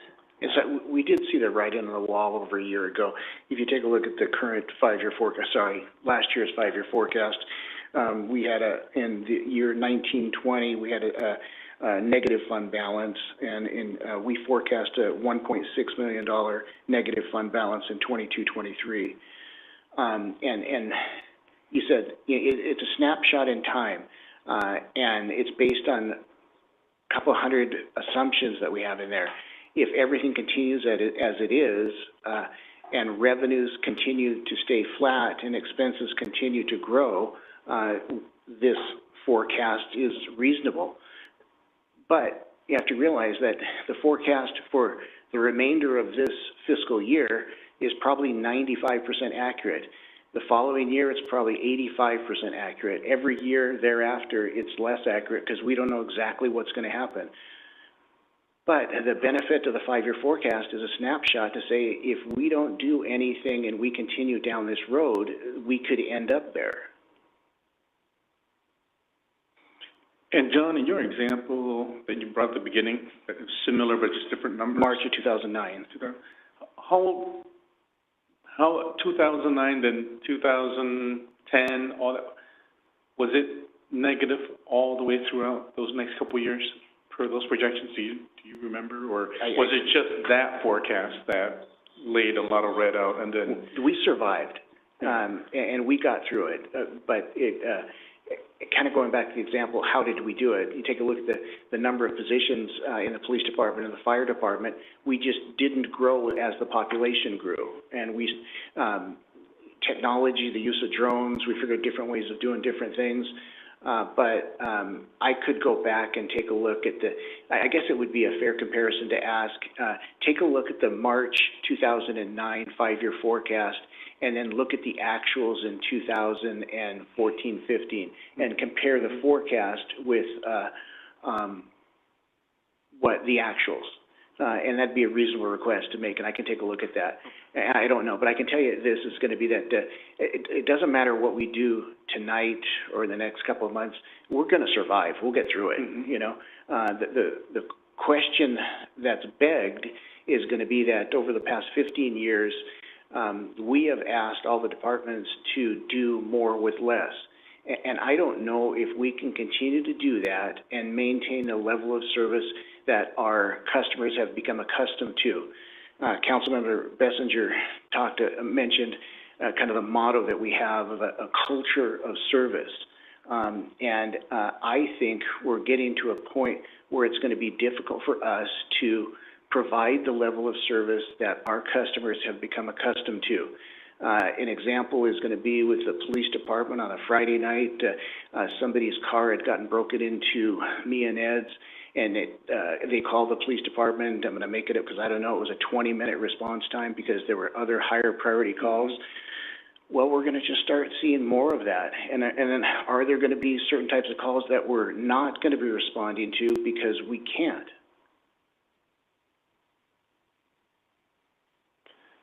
Well, my only thing is with regards to our message to the public, in that, in looking at every year's five-year forecast since 2020, there was no red at all.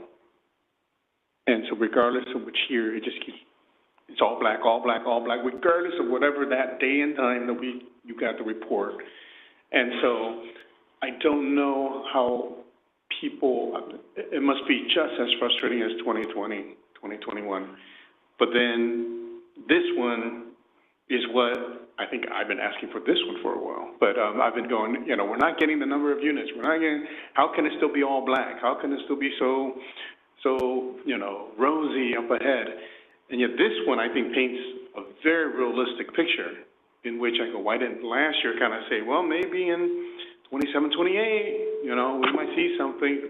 And so that's the frustration of someone who has no expertise in looking at this and going, okay.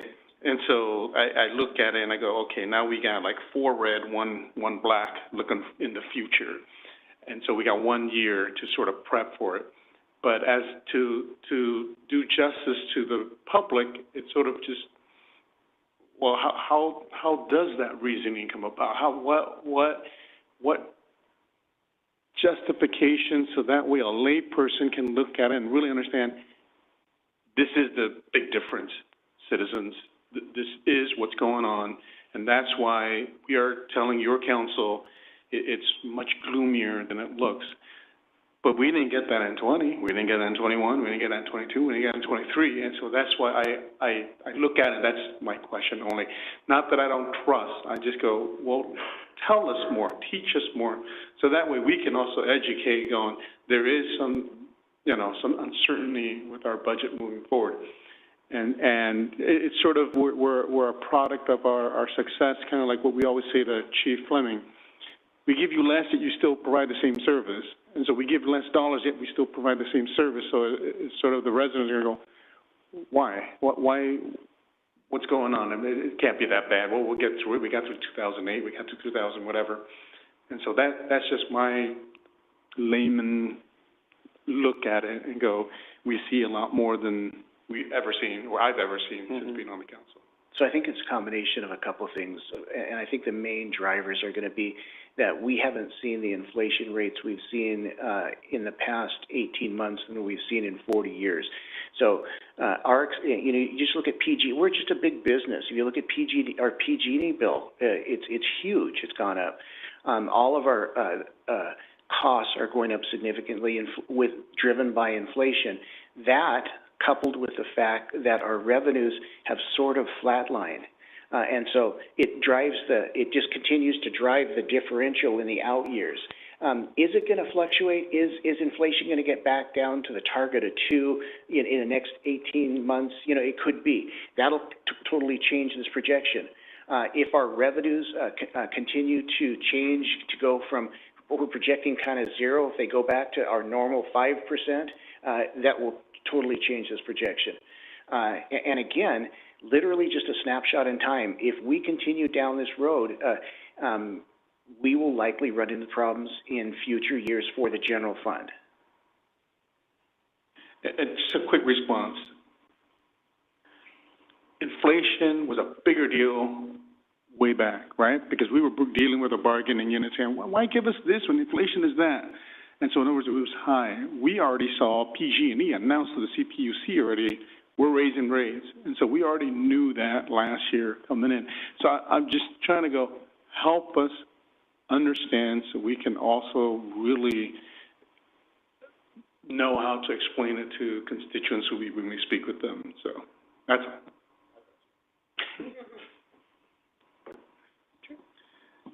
To the city manager's point of eventually we're going to come to a point where it's going to be time to either cut jobs, cut services, or both. In 2006, the city did a very good job throwing the anchor out. We cut positions. We went from 116 police officers in 2016 to 93 in 2011, I believe it was, 2011, 2012. In 2006, we had 117, and 2011, we had 91. 91, and went down to 57 firefighters. It was a difficult time. We got through it because we did the work. And when things started to improve, the city of Clovis stepped forward and started doing things before our peers in the Central Valley did, because we made the difficult choices. And we're hoping that the forecast isn't as gloomy as but we need to tell people just potentially how bad things could be. When we look at the things that we used to do in a proactive manner, at least in the police department, there was all sorts of things, and now we're becoming more and more response-driven, which is not the expectation that our good citizens have. And I'm hoping that we don't get to the point where we become the Department of No, or the City of No. Sorry, we don't do that anymore, because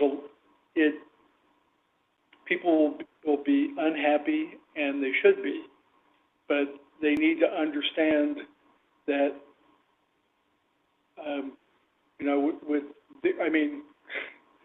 if you look at what your PG&E has gone through and all the other bills, it's the same bills we have to pay. So we're going to have to tighten our belts. We're going to have to watch this.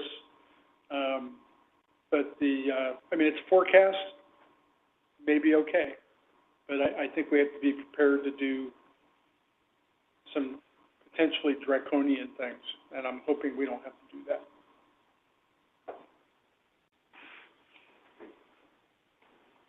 Enterprise fund. Oh, Matt, sorry. So, just based on everything that you're talking about with the general fund and everything, so is growth hurting us as a city?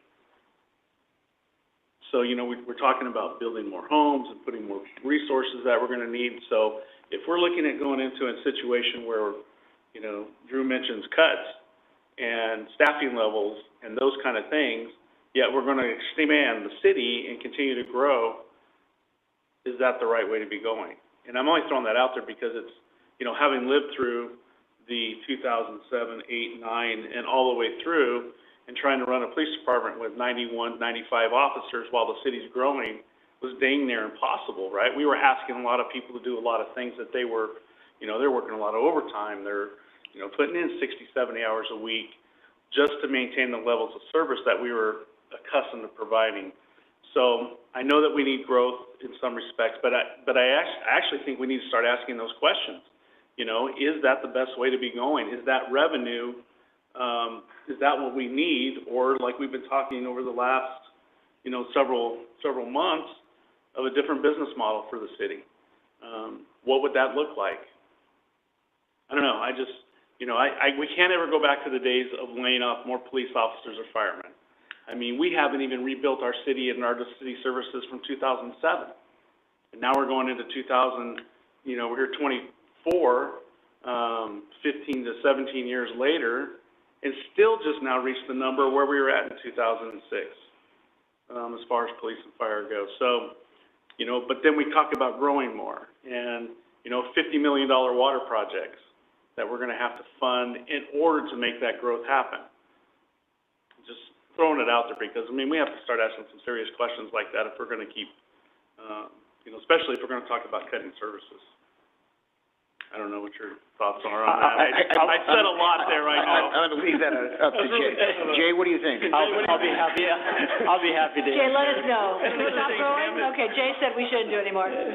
I'll respond to that, being careful, but, I was going to be less careful. As we continue to grow on the fringes away from the center core of the city, it becomes more difficult and expensive to provide services to those homeowners. And a developer would probably argue with me, but with my financial background, I would say that residential development by itself does not pay for the city services that we're required to provide. it's made up in other revenues, sales tax and that kind of stuff, but, it's, a new home is not necessarily a moneymaker to the city of Clovis. And it hasn't been for 30 years. So the equation's just getting more out of balance. And then if you extrapolate that out with 9% inflation rates, with property tax fixed at 2% growth, the gap just builds on itself rapidly.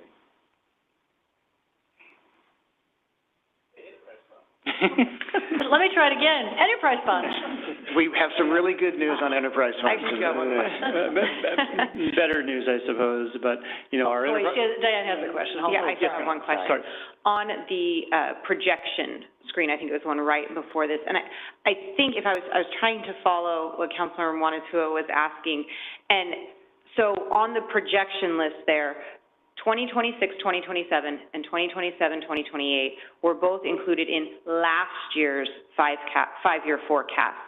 In that one, were they all read as they are now? And if not, if it looked good then, was that kind of what you're asking? How do we explain to people, last year, those 2 years looked like everything was good, but something happened in the last 12 months where now our projection is more ominous for those years that we saw before now don't look as good as they did last year. So when you have that level of expenditure growth that I'm talking about that nobody's anticipating, and you compound that over the 5-year period, by year 5, it's a significant difference.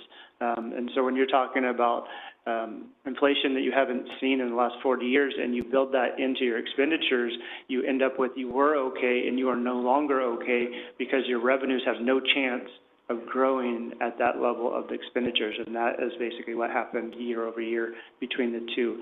We have very large expenditure growth that our revenues can no longer accommodate, and you multiply that out by 5 years, and that's what you're seeing. Yeah. So it's the realities of the last year as we now reproject and forecast out that we're seeing the red. Correct. And the difficulties being exacerbated as we move out because of the realities that we experienced after the previous forecast. That is part of it. And the other part is your revenues. When you're projecting out a 5% sales tax and you end up with a 1% decline, and that was in last year's document, and that was the best that we knew at that time. So you've missed it on the revenues and the expenditures. It's twofold. Yeah. Try one more time. Third time. Enterprise funds, go, hurry. Hurry. No, I'm just kidding. Now, these are our businesses, so I mean, we run these more like the private industry does.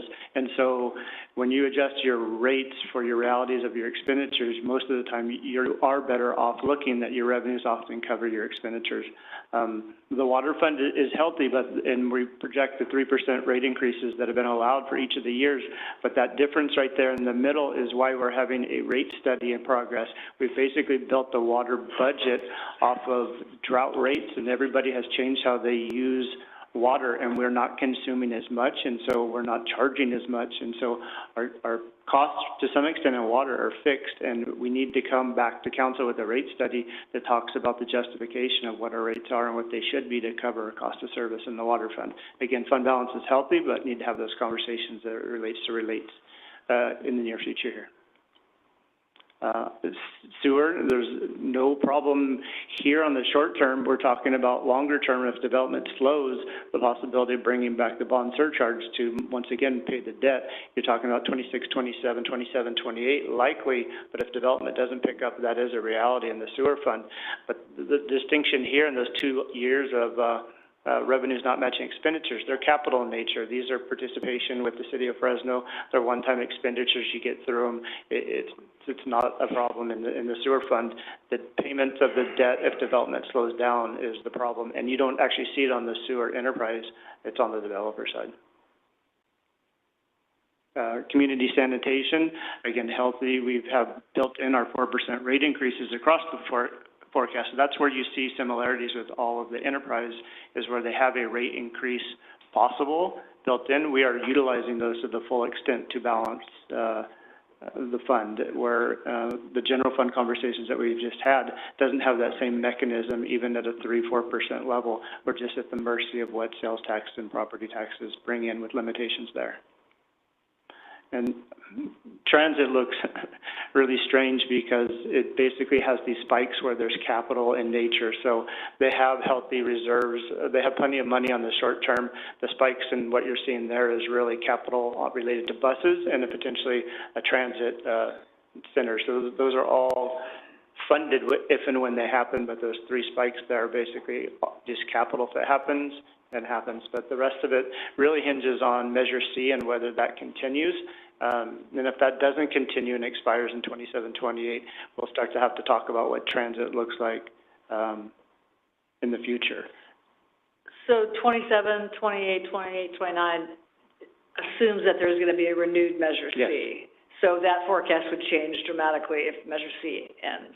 It would change dramatically, but not in the short sense of figuring out what transit looks like. They have a very healthy fund balance from revenues that have come in that they've set aside that they haven't expended. So on the short term, even if Measure C was to go away, there's a larger conversation before the program is changed. But I suppose also like in road maintenance and some of the road projects, that's where you start to see, and we'd have to find some way to absorb the cost. Yes, very much so outside of the transit program. And planning and development services, they have a healthy reserve, they have a healthy fund balance. We all know that the units have slowed down closer to that 500-600 number. They have shifted kind of what they're working on. This has happened before during kind of the recession. So you have your staffing, some of them shift on what they're working on in the day-to-day. So on the short term, you really don't see any large concerns for PDS. Now, if the units were to stay down at the 500 over multiple years, commercial dries up, industrial dries up, then we start to have an issue. But on the short term, planning and development services looks fine. And with that, that concludes my presentation. So, oh, this was just the beginning. Can we do it again? Wow. The fun is just starting. So, tonight is just a receive and file. Do you want to talk a moment about, you made a couple of comments about kind of budget process going forward, and do you want to just comment any wrap up at this point before we come back to the council? Sure. As far as going forward, we're going to, staff is going to continue the community outreach to get feedback on the survey that was done in August of 23, get additional information, basically refine the priorities that the community has for the city and use that as a basis to build the budget. And the latter part of it was, I mentioned that last year there was a question about how, as a council member, if I wanted to make a recommendation to add funding here or subtract funding there, we probably need to come up with a mechanism for council to provide us that feedback that you could take action on. There's other communities that go through a budget cycle and then have 100 motions on how money should be spent. I'm hoping that we don't get there, but it would be beneficial for us to go through the process if council chose that they wanted to have some input on exactly how some of the funding was going to be spent, that we could provide that means to do that. It seems like it seems like maybe at a council meeting, sort of like you're doing the community outreach, this is a community. So maybe we do an agenda item that allows just us to weigh in. I think you have a framework of they're in the front of the document, the citizens survey. We have an initial framework of the strategic plan. I think if the budget doesn't line up to either one of those things, then, you know, that's kind of a non-starter. But I feel like maybe we could just have an agenda item where people could weigh in on things that they want to see more or less. An example would be, what do we do to invest in Southwest Clovis, as an example. So what does that look like? And then you all, as department heads, take it back and, you know, think about what that might look like and how it would show up in the budget. So that might be one way to do it. So that's good. We can be a community. No, that's great, because we actually do introduce the budget normally the third meeting in May, and there's normally a 3 to 4 week gap between the introduction and the adoption, so that we could probably do that at the introduction, get feedback from council as the council community, and then build that into any changes that we might have in the budget that we would be recommended adopted in the last meeting in June. Unless you want to do it a tad sooner so you don't introduce a budget that then one of us goes, you know what, I think we should give all the money to police and fire and close all the parks. That's not gonna happen, but I'm saying hypothetically. So you might adjust that, but just think about what that might look like. That might be an opportunity. I appreciate that. No, of course. Either way. And I would support the mayor in bringing it sooner, so that way, should we have priorities, the departments know. So if there's a push from us going, why aren't more trails here? That way, the departments actually can incorporate that already prior to coming to us in early May. So it's sort of more concrete, instead of, if they probably gonna spend a lot of time working on this thing, and then we come in and throw a monkey wrench into it and go, hey, why aren't there, the trucks repainted? We want new paint, that kind of stuff, and they never thought about it. So if we can do it sooner, I'd prefer that. That's fine. We can do that. The other thing I was gonna say, I forgot it. It was so good too. It'll come back. So while you're thinking about it, the microphone system in the chamber is actually refreshed. It's working really well, and I think it's working a little too well. And if we have multiple mics on, you begin to hear the feedback. But it's not working on the line, is that what I understand? No, it's fine online. Okay. Just the AV picture. It's a challenge that we're looking into. Okay. Anyway, I think that would be, and I don't think the council's gonna come with crazy wild ideas like paint the streets red or anything like that. But I think if there's, I know what I was gonna say. I knew it, thank you. A little time, stretch it. I do think as we roll it out, I would say with love, probably my fault. We've been sort of in a hurry to do the budget, like it was sort of like, can we get all of the departments done in one night? I think we should set that aside for a moment, and we should just take a little time and make sure that we dig deeper, because I think the department heads over the years have felt great pressure, like, okay, 3 PowerPoint slides, let's get this over with, and I think that's probably not right. So maybe this year we could just intentionally divide it in half, or whatever that would be, so we can just spend a little more time on each, because we have some new council members, and seeing it from a different perspective, it'd probably be good to have a little more window to work through that. And I'll try not to say, how many slides do you have? Do you have more than 3? Because it's too many. Chris, okay. Please stop talking. Yeah, that's not good. I didn't call you up, but you're right there. Chief's over there. Sorry. The city attorney can't talk because he'll have like a 2-hour PowerPoint presentation. That's not going to happen. What about maybe? All right. Anything else on this receive and file item? Jay did have one more thing. He wanted to recognize his staff for being here tonight. Yeah, those folks right there are my dream team as far as bringing you documents, including the 5-year, the ACFR, the budget. Without them, I couldn't do it. And we would make every effort on the budget to bring it to you earlier. It is the largest lift in my department, and I couldn't even dream of coming up with a day earlier without them. So I just wanted to thank them for being here and can do without them. We'll add our thank you to all of you. Thank you for what you do. Can I ask one thing? John, if you can really put in bullet points, because I kept looking back, and I went back all the way to 2011, that 5-year forecast, all black, 12, all black, 13, all black, black. This is the first red one that I've seen. And so we need clearly, what happened, what is it, why is this different than the 2010, 2011, 8 was something that we saw with some red that you showed. And so I think we need that. And so that way it's clear, hey, COVID hit and it was serious, but it's different because, today is like this. And I think I need that. I don't know if my fellow council, but if you can provide something like that for us, so that way it's more just concrete. The difference, explaining the difference between those years and specifically why this year is the way it is. I think that'd be very helpful. And I was just going to note that, so you saw the 2009 5-year forecast. I couldn't find it. It wouldn't come up. All right. Well, I have it here. And then you saw the 2010 forecast. And in the 2009, it forecasted red in the following year. Well, the assumptions changed, and it became a different forecast. Yeah. So a year from now, the next year's 5-year forecast could have less red or no red, depending on inflation, the revenues that we see coming in, some of the expenses we have. So I can put something together, but I can just tell you, a forecast is nothing more than a snapshot in time based on the assumptions on what you know today. So, based on what we know today, if we forecast out the next 5 years, we need to seriously look at the general fund. Yeah.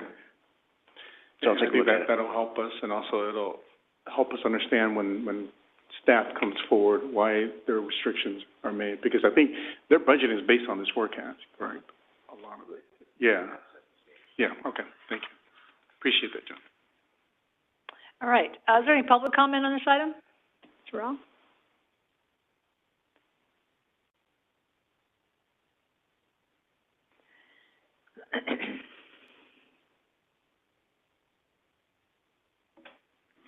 Good evening, David Rowell, a resident of Clovis since 1991. I hate speaking on issues when I don't know what I'm talking about, but I am aware of some facts that may bear on this, and I want to make sure that the council is aware. I will say in advance that these issues came to my attention as I was doing something else. I overheard a presentation while I was working on a different project. And I was not taking notes, so you might want to fact check. Take this with a large grain of salt. But there is something out there that could bear very, very strongly, excuse me, on this issue, especially with respect to the revenue side of the equation. There is something which will appear on the November ballot called the Taxpayer Protection Act. People are calling it the Taxpayer Deception Act because it is in large fashion misleading, but my understanding, based on my half-an-ear attention to this program, was that it would, all taxes must be approved by 60% of the electorate, I believe. Two-thirds. Two-thirds, yeah. I'm glad to see that this is on your agenda already. It would also recategorize many of the revenue streams that the city relies upon, assessments, fees, enterprise funds, all of that would now be characterized as taxes and have to be approved by two-thirds of the electorate, or it would go away. And I also understand that it would make this retroactive back to 2022. Correct. And so revenues received from those programs would be lost. I don't know how that works, but if that should pass, I would think the revenues that the city could rely on are going to be cut in half, or, you know, down to a third. I can't imagine how a city would cope with such a law. It would put the city out of business, I would think. And I understand that organizations that you probably are part of, the League of Cities and others, are strongly opposed to this stuff. And I just, you know, if there's anything that any of us can do to promulgate the truth on these matters, please let us know, because we don't want to see the city of Clovis dry up and blow away because you had to sell the wood to, you know. Build another building, I guess. Yes. Thank you very much. Good comment, thank you. So I think in the budget assumptions, some look at state regulations and initiatives is important. Not that you can predict, you know, what pieces of legislation get introduced, but there might be some on the horizon that would be noteworthy. Good comment, thank you. Anything else from the public? All right, we'll bring that back, and it's just a receive and file, and the budget process, I guess, has officially begun. We'll just call it that. City manager comments, John. I have none. Council comments, Matt. Yeah, on March 20th, a Wednesday, I was working with DA Smitkamp about doing a signature day for the Prop 47. I know KMJ had did one in Fresno a week or two ago, and as part of that process. So we are going to do one in Clovis on Wednesday, March 20th from 8 a.m. to 6 p.m., and it's going to be at 120 North Clovis. The Homeless Drug Addiction and Theft Reduction Act, so we're trying to gather signatures that day. So if anybody wants to come out and help and volunteer, feel free. We'll be out there that day. So that's all I got. Thanks, Matt. Diane? Just quickly on that, Councilmember Baskel, if people are interested in volunteering for that, who should they contact? I've actually had some people reach out to me regarding additional signature gathering efforts, so. Okay, so It's still in the beginning phases of getting that sign-up sheet going, but, they can reach out to you, get a hold of me, we can work it together, and, I reached out to Deanna as well and asked her if she could put it out, and then over the next day or two, once I have all the details on the disclaimer that I'm allowed to send out, on this, then I'm gonna put it out. Perfect, thank you. I had the privilege of attending a number of events. Most of us attended the same ones over the last few weeks, and I just wanted to highlight, I'm sure as others would echo, the State Center Community College luncheon that we were at, that President Armstrong. I just wanted to say, and I let a couple of people know what I thought that was an exceptional event. I thought it was well organized. It was, stayed right on track. It was so well done, and it looked beautiful. One of my favorite things, aside from your presentation, of course, was the lunch itself. That was so fun. I mean, the way they did it, it was like a trip around the world on a luncheon plate. It was really, really cool.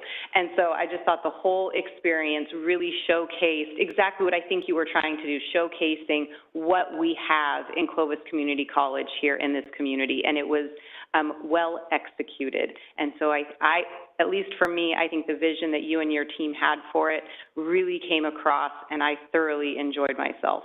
So thank you for having it. I'm grateful that we were able to attend, and again, I just thought it was really, really great. And again, I think Mayor Ashbeck had noted it this evening and at many other times, just the way we're able to connect with our community college here in this community, I think has been really fantastic. And whether that's something that is newer or whatever it may be, I just think it is such a benefit to this community to have that relationship and that open communication and open door between the city and the community college is really great. So thank you again for that. Also, I don't always have the opportunity to attend some of the ribbon cuttings that our chamber puts on. I've only been able to attend 2, but it's just, again, another great example of what's going on in our community. And I was able to attend one last week for Madeline's Bridal Boutique. It was also a 20-year anniversary for Sherry Mosier, the owner, having that store. And again, I think it's just those partnerships that we have and the relationships that we have with these other organizations in our community that promote our small businesses, that connect people and all of that. And so to be able to be a part of that is really one of the privileges of being in this position for me, and to celebrate with people and participate in those things. And so anytime I get the opportunity, I'm always grateful that it works out. I don't get to do as many as I wish I could. So I just wanted to highlight those 2 things. Thank you, Diane. Drew. I want to congratulate Public Works on the compost giveaway the other weekend. Extremely well-organized operation. The military could actually take some tips from that. There were just lines of people with their pickup trucks, and we're gonna try to get rid of your compost, and I don't know about the edible food later stuff, but one thing at a time. Yeah, it was one thing at a time, but it was very well done, and I was glad to be a recipient of it because I do a lot of gardening. Thank you. Did you find your turtle? Did you find your turtle? What? Did you find your turtle? Oh. I have a desert tortoise. Oh, I had a desert tortoise. He was being every winter I would hibernate him. I went to get him out of hibernation, and he was dead. 50 years old. I didn't have him for 50 years. I had him for like 10. So sorry, I so didn't know. It was not a good day in the family, and so we'll have to. I'm going to go find a tortoise rescue place and get another one. They're great pets. Well, last time we had lunch, we talked about it, and you said you were going to go home because you hadn't seen it in a while, and you were going to find it. So I just thought gardening, tortoise. I'm so sorry. He would have been eating the flowers that I planted. Oh, I'm so sorry. I'm sorry. I feel bad. No. Okay, somebody tell me next time. Sorry. All right, Vaughn. Yeah, we haven't met in a while, so excellent for the youth commission. I think I met a couple of the kids, and so they loved the tour. just to be able to see. And like, Mayor said, a lot of them didn't even know we had a rec center. And so just for them to be able to see what we have. And then I went to the African American Student Success, event. It was county-driven, but Clovis dominant. It was held at Clovis North. And so, I think the VP of Student Outreach, I don't know his full title, but from Fresno State came and spoke. And then after that, we were at the prayer breakfast. We haven't met since then. Okay, so prayer breakfast, Tony Dungy was there, and thank you for our staff for being there. And Mayor, I think you did a great job.